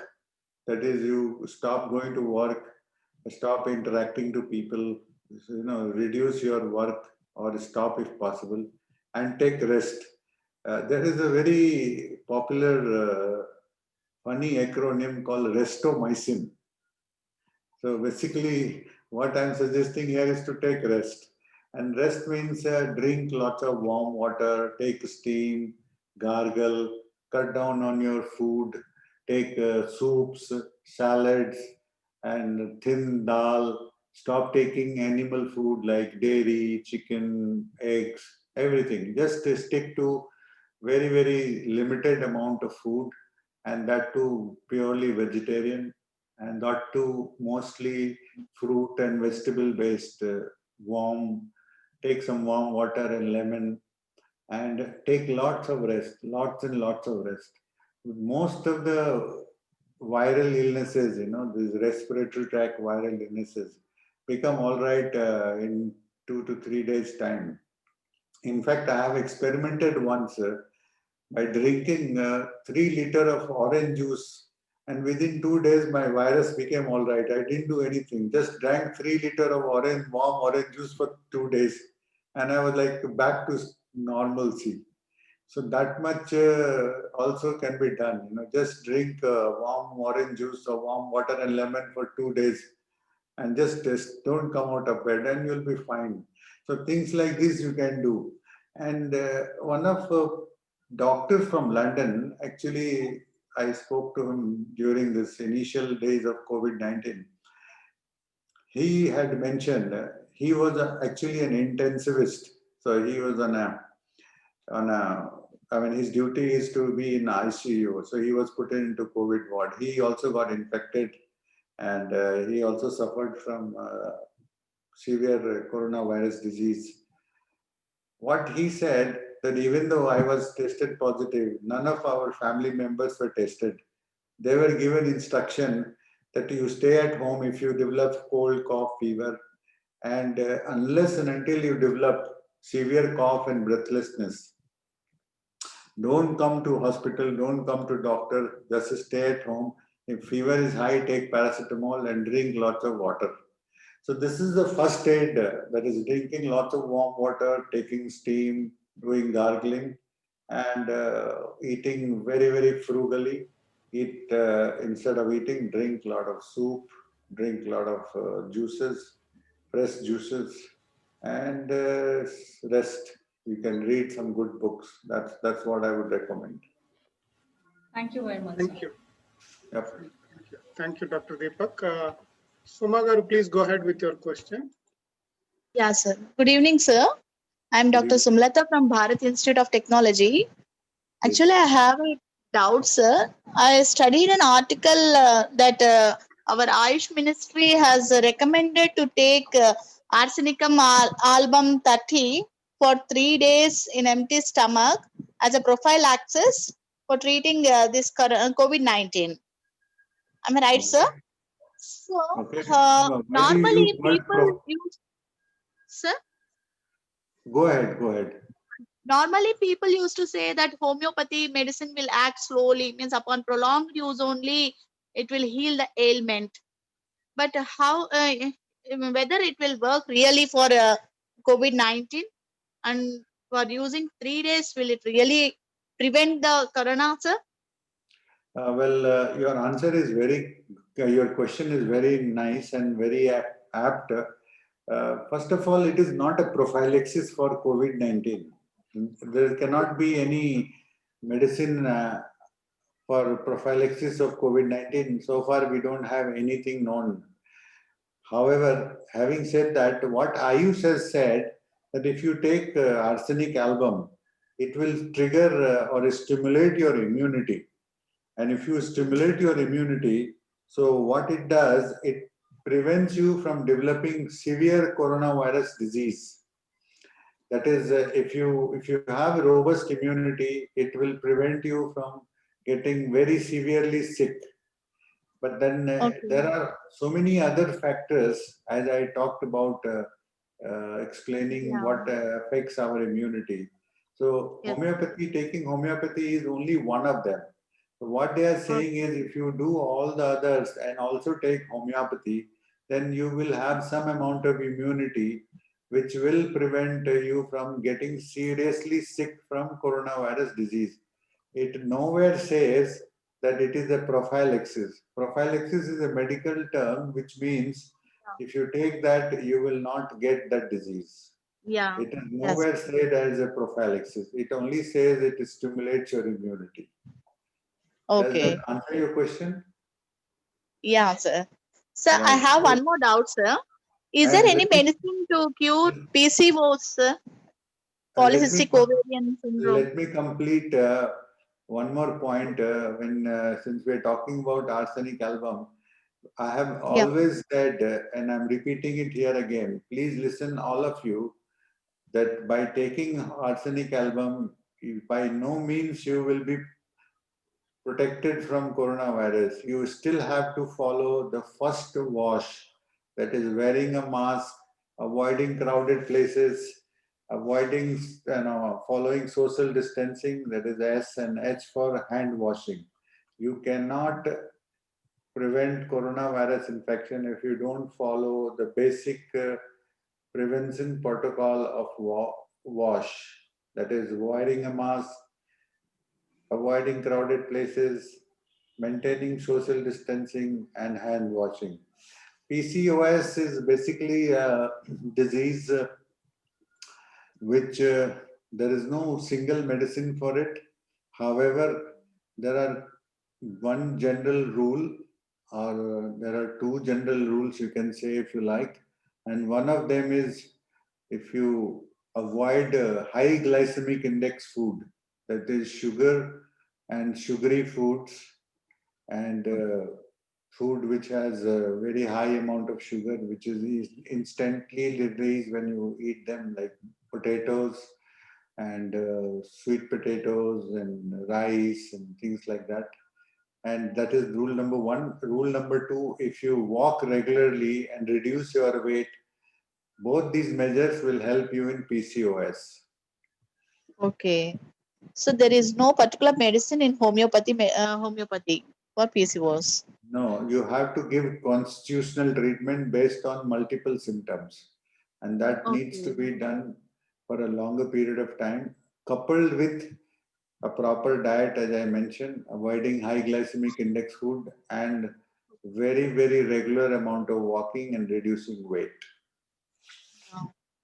Okay. Thank you, sir. Thank you very much. Thank you, Dr. Deepak. Any more questions from anybody? Please ask. I don't see even any questions in the chat also. No, there is one question. One question, Dr. Deepak, is Shubham Mahatre is asking, can you tell me about endorphins? That was his question. Yeah. Very, very interesting. Okay, this is my favorite because I enjoy endorphin rush every day. Endorphins are basically a group of feel-good chemicals released by brain when you do collectively with brain and muscles, you can say, if you like, when you do good amount of isotonic exercise.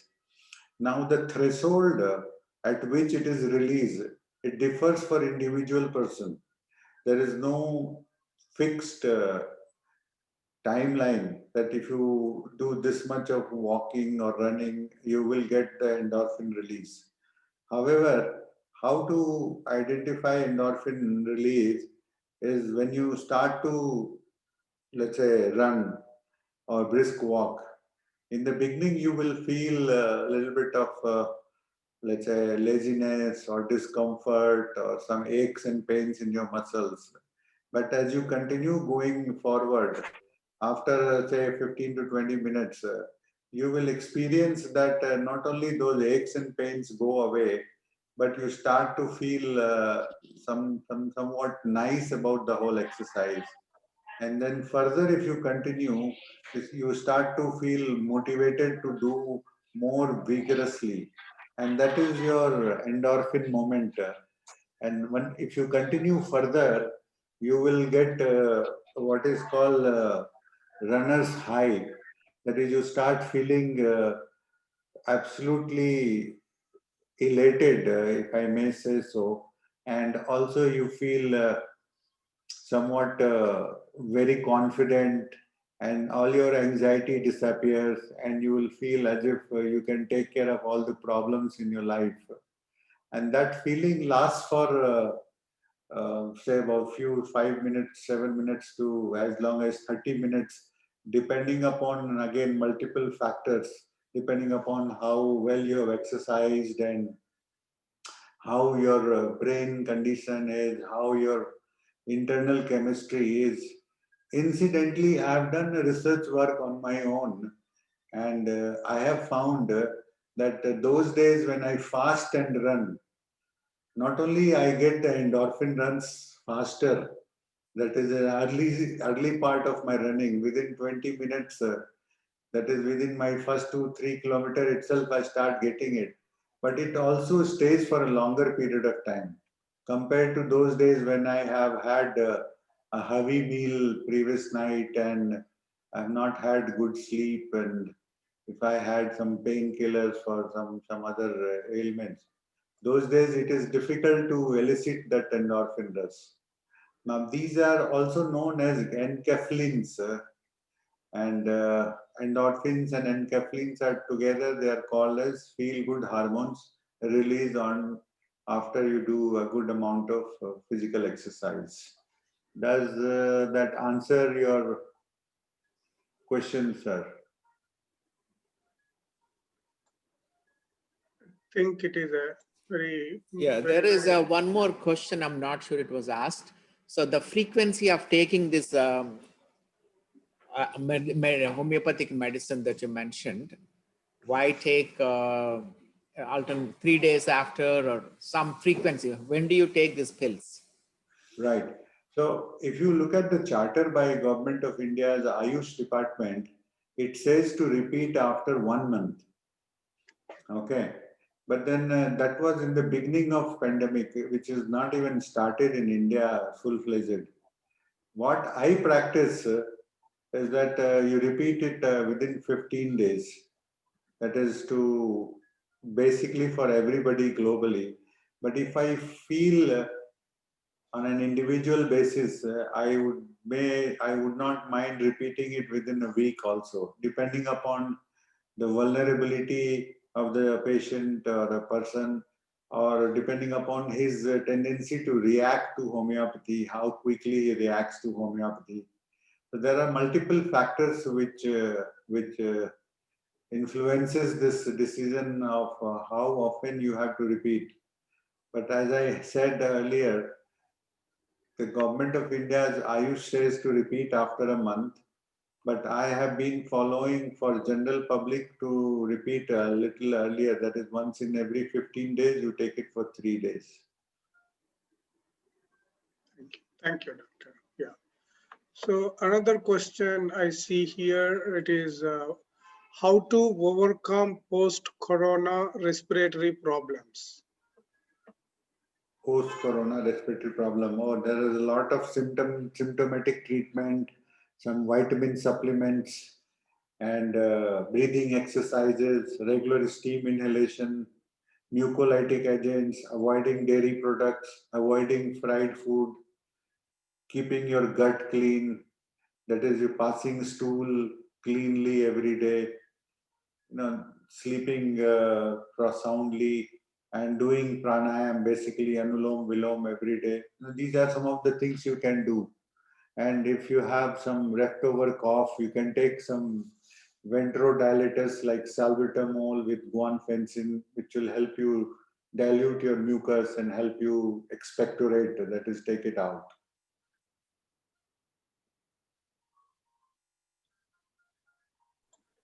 Thank you, Doctor. Any more questions from anyone? You can also post your questions or write to us.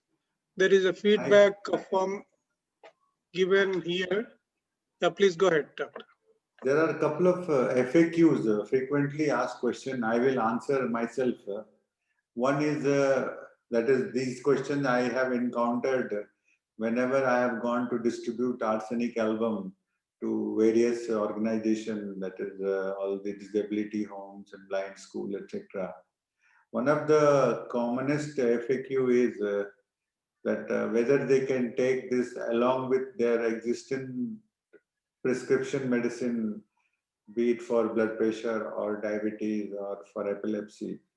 The answer is yes. You can take homeopathy safely, that is arsenic album safely, with other prescription medicine which you are already on. The other question they ask is whether to take it morning or afternoon or evening. So the ideal thing is to take it early morning.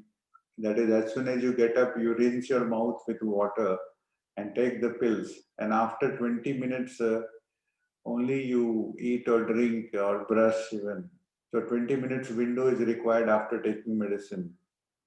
The third question they ask, what is the dose for children, and what is the dose for adult, and what is the dose for elderly? In other words, is there any difference in number of pills for a different age group? The answer is no. All age group has to be given same 4 pills, because homeopathic remedies are essentially not physical medicine but electromagnetic nanoparticles. So those 4 pills is not either too high for children or too less for an elderly person. And one more question they frequently ask, whether they have to avoid eating any food or foods to prevent any disruption of effect of homeopathic remedy, as it has been popularized by some doctors that you should not eat onion or you should not eat that and this. The answer is no. Again, you do not need to forbid anything from eating anything just in order to prevent any dilution of the effect of homeopathic remedy. Yes, you need to follow all your diet based on what illness you have, whether you have a kidney problem or a sugar problem, or if you are having hypertension, then salt, and so on. So these are 4 questions which are commonly asked, which I thought I should answer.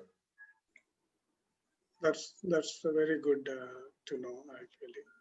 Yeah, and is there a medicine in homeopathy for idiopathic epilepsy? That was asked by one of the. No, there is no. I should not answer that question. It's not a generalized answer that can be given. All right, thank you. So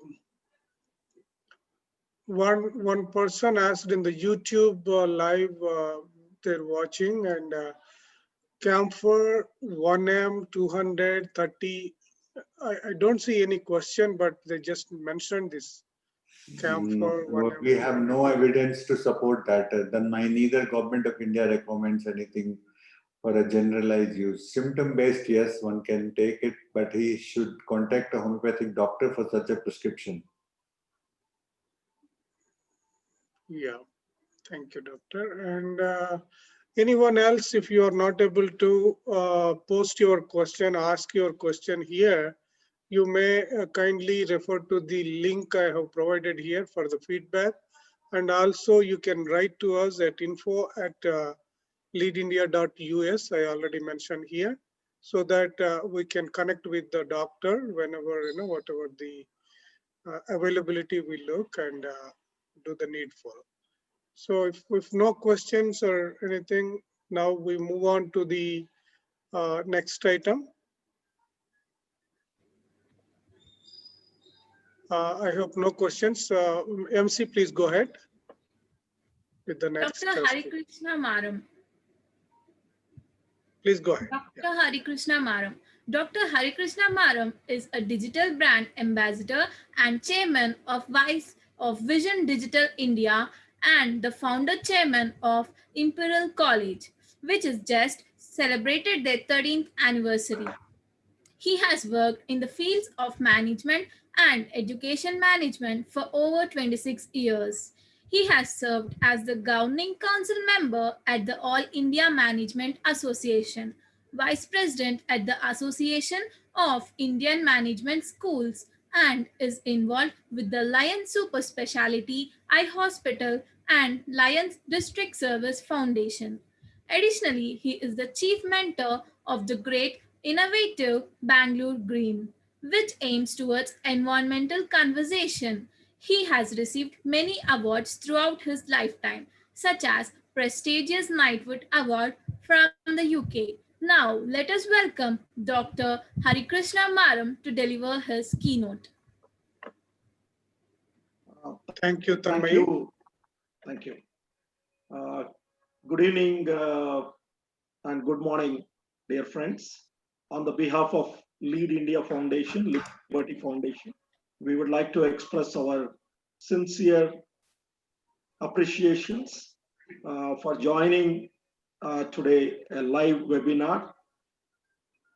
This is Dr. Kalam's Memorial Global Webinar Series, and mainly focusing on boosting immunity through holistic healthcare.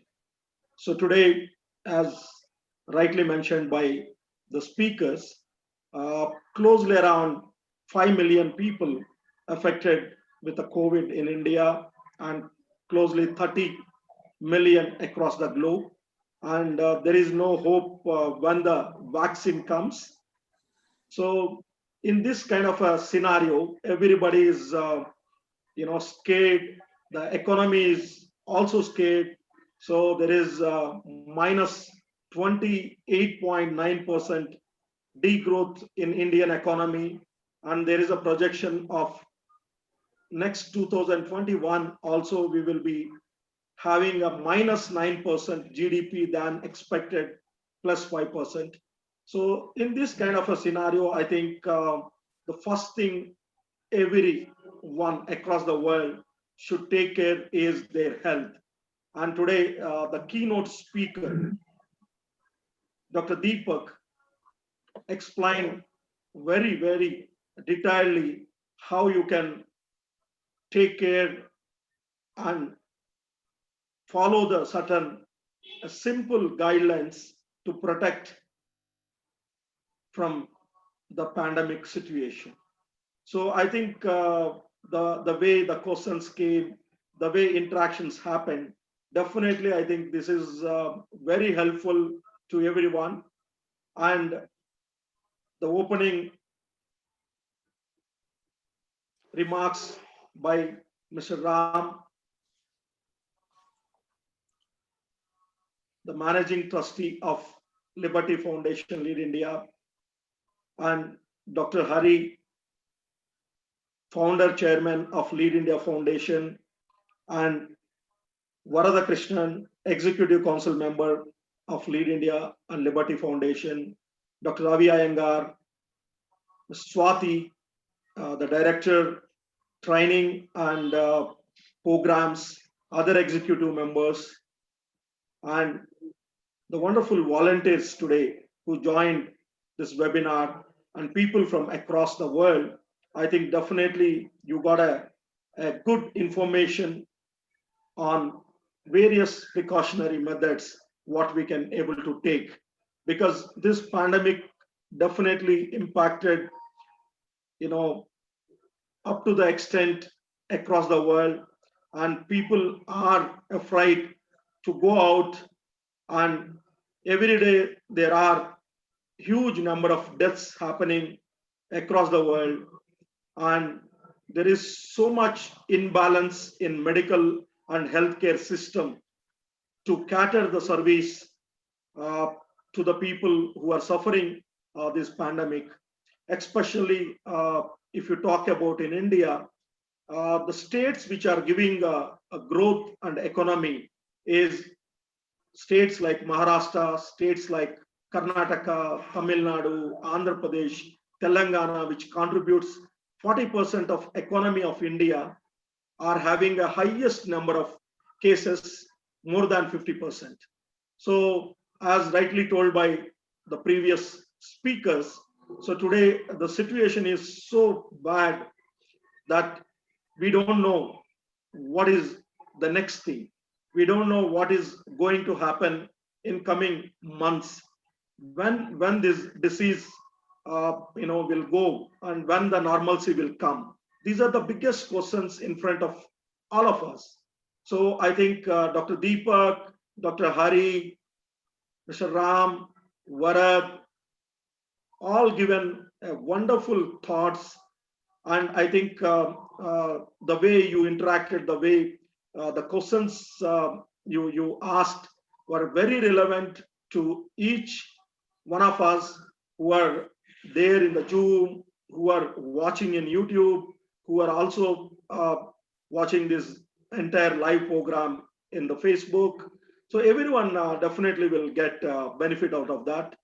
And on the behalf of Lead India and Liberty Foundation, we would like to express our sincere thanks and appreciations to all the speakers who given their time, valuable suggestions to improve our immunity, to prevent ourselves from the pandemic. I think the volunteers done a great job, the MCs. You done a wonderful introduction of all the speakers. And definitely, I think this webinar is a series of webinar going to help large number of people in India as well as across the world. So now, coming to the Lead India and Liberty Foundation, on the behalf of the entire team are present here, I would like to communicate to you that the next bigger program we are coming out is the tribute to Dr. Abdul Kalam, the most popular 11th president of India, the Bharat Ratna, the missile man. So the tribute is, we are going to celebrate 90th birth anniversary of Bharat Ratna Dr. Abdul Kalam on 15th October. So Dr. Abdul Kalam, from a paper boy, he moved as a president of largest democracy of this world, and from a small village from Rameswaram to the Rashtrapati Bhavan. So the tribute what we can give, we thought, is people should remember, people should think about him on his 90th birth anniversary. So that is the reason we come out with a wonderful idea of having a 24-hour live webinar, bringing the speakers from across the world on various emerging topics, mainly related to sustainability, inclusive growth and economy, education, healthcare. So we will be having more than 100 speakers, including some of the great leaders, presidents, prime ministers of different countries, the central ministers, state ministers, the policy makers, educationists. All these people will be joining on October 15th for a tribute to our most popular Dr. Abdul Kalam.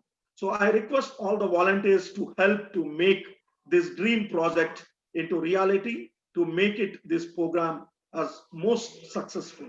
Your help and your support is required in this direction. So you can look at the Lead India website, that is www.leadindia.us. For more details, to register as a volunteer, to register as a speakers, or to recommend some speakers for this conference, or to contribute your time, your efforts through this way. So now, without much delay, I would like to express our sincere thanks to all the supporters who joined in this mission to make it things possible to transform youth into. So we have so many universities, so many organizations, so many media channels who joined in this mission to transform the youth. So thank you very much for joining this. So thank you, and have a safe wherever you are. And as Dr. Deepak rightly told, follow that precautions and maintain yourself. And definitely, I think in coming days, we will come out of this pandemic, and we will be waiting for that normalcy to have in our lives.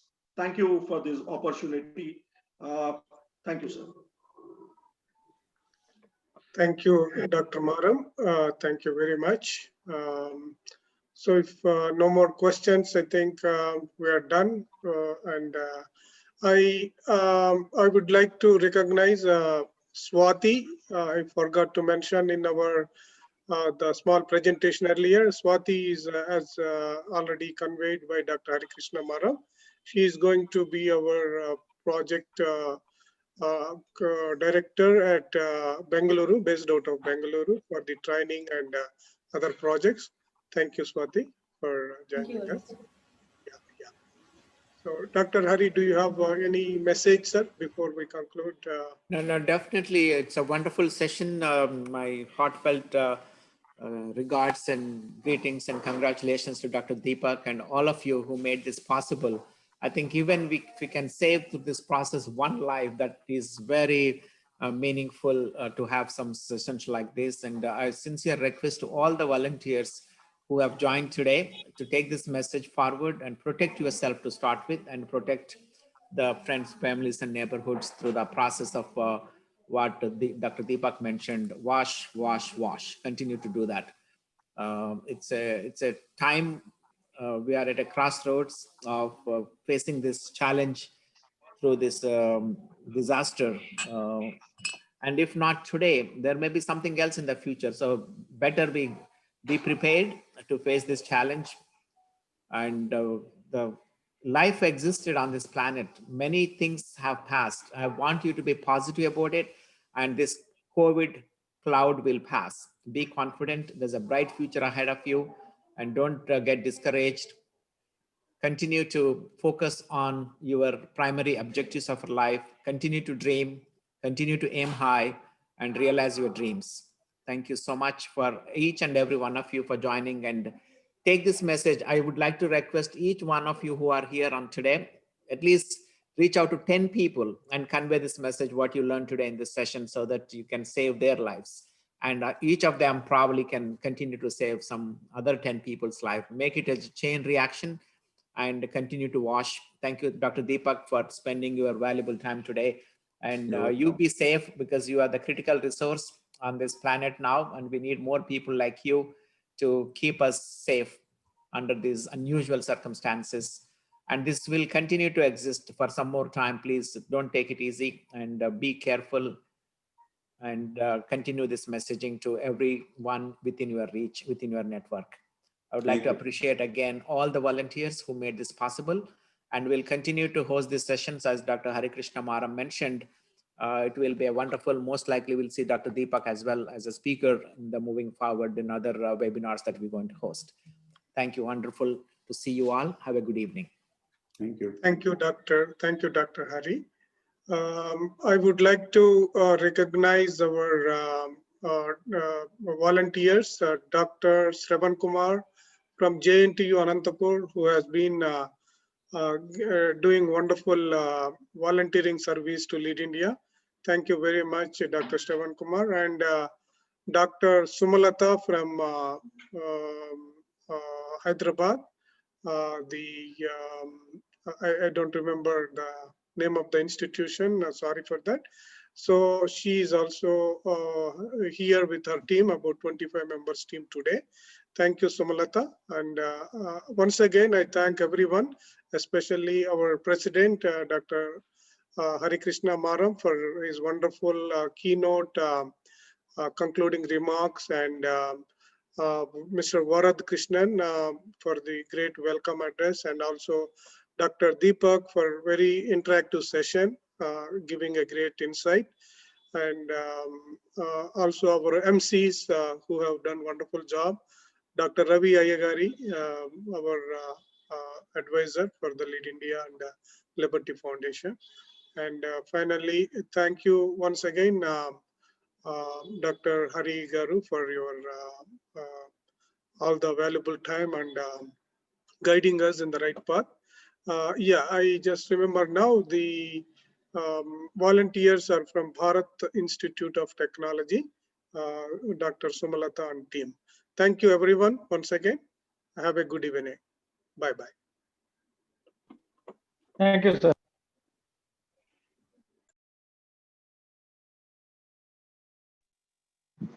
Thank you, sir.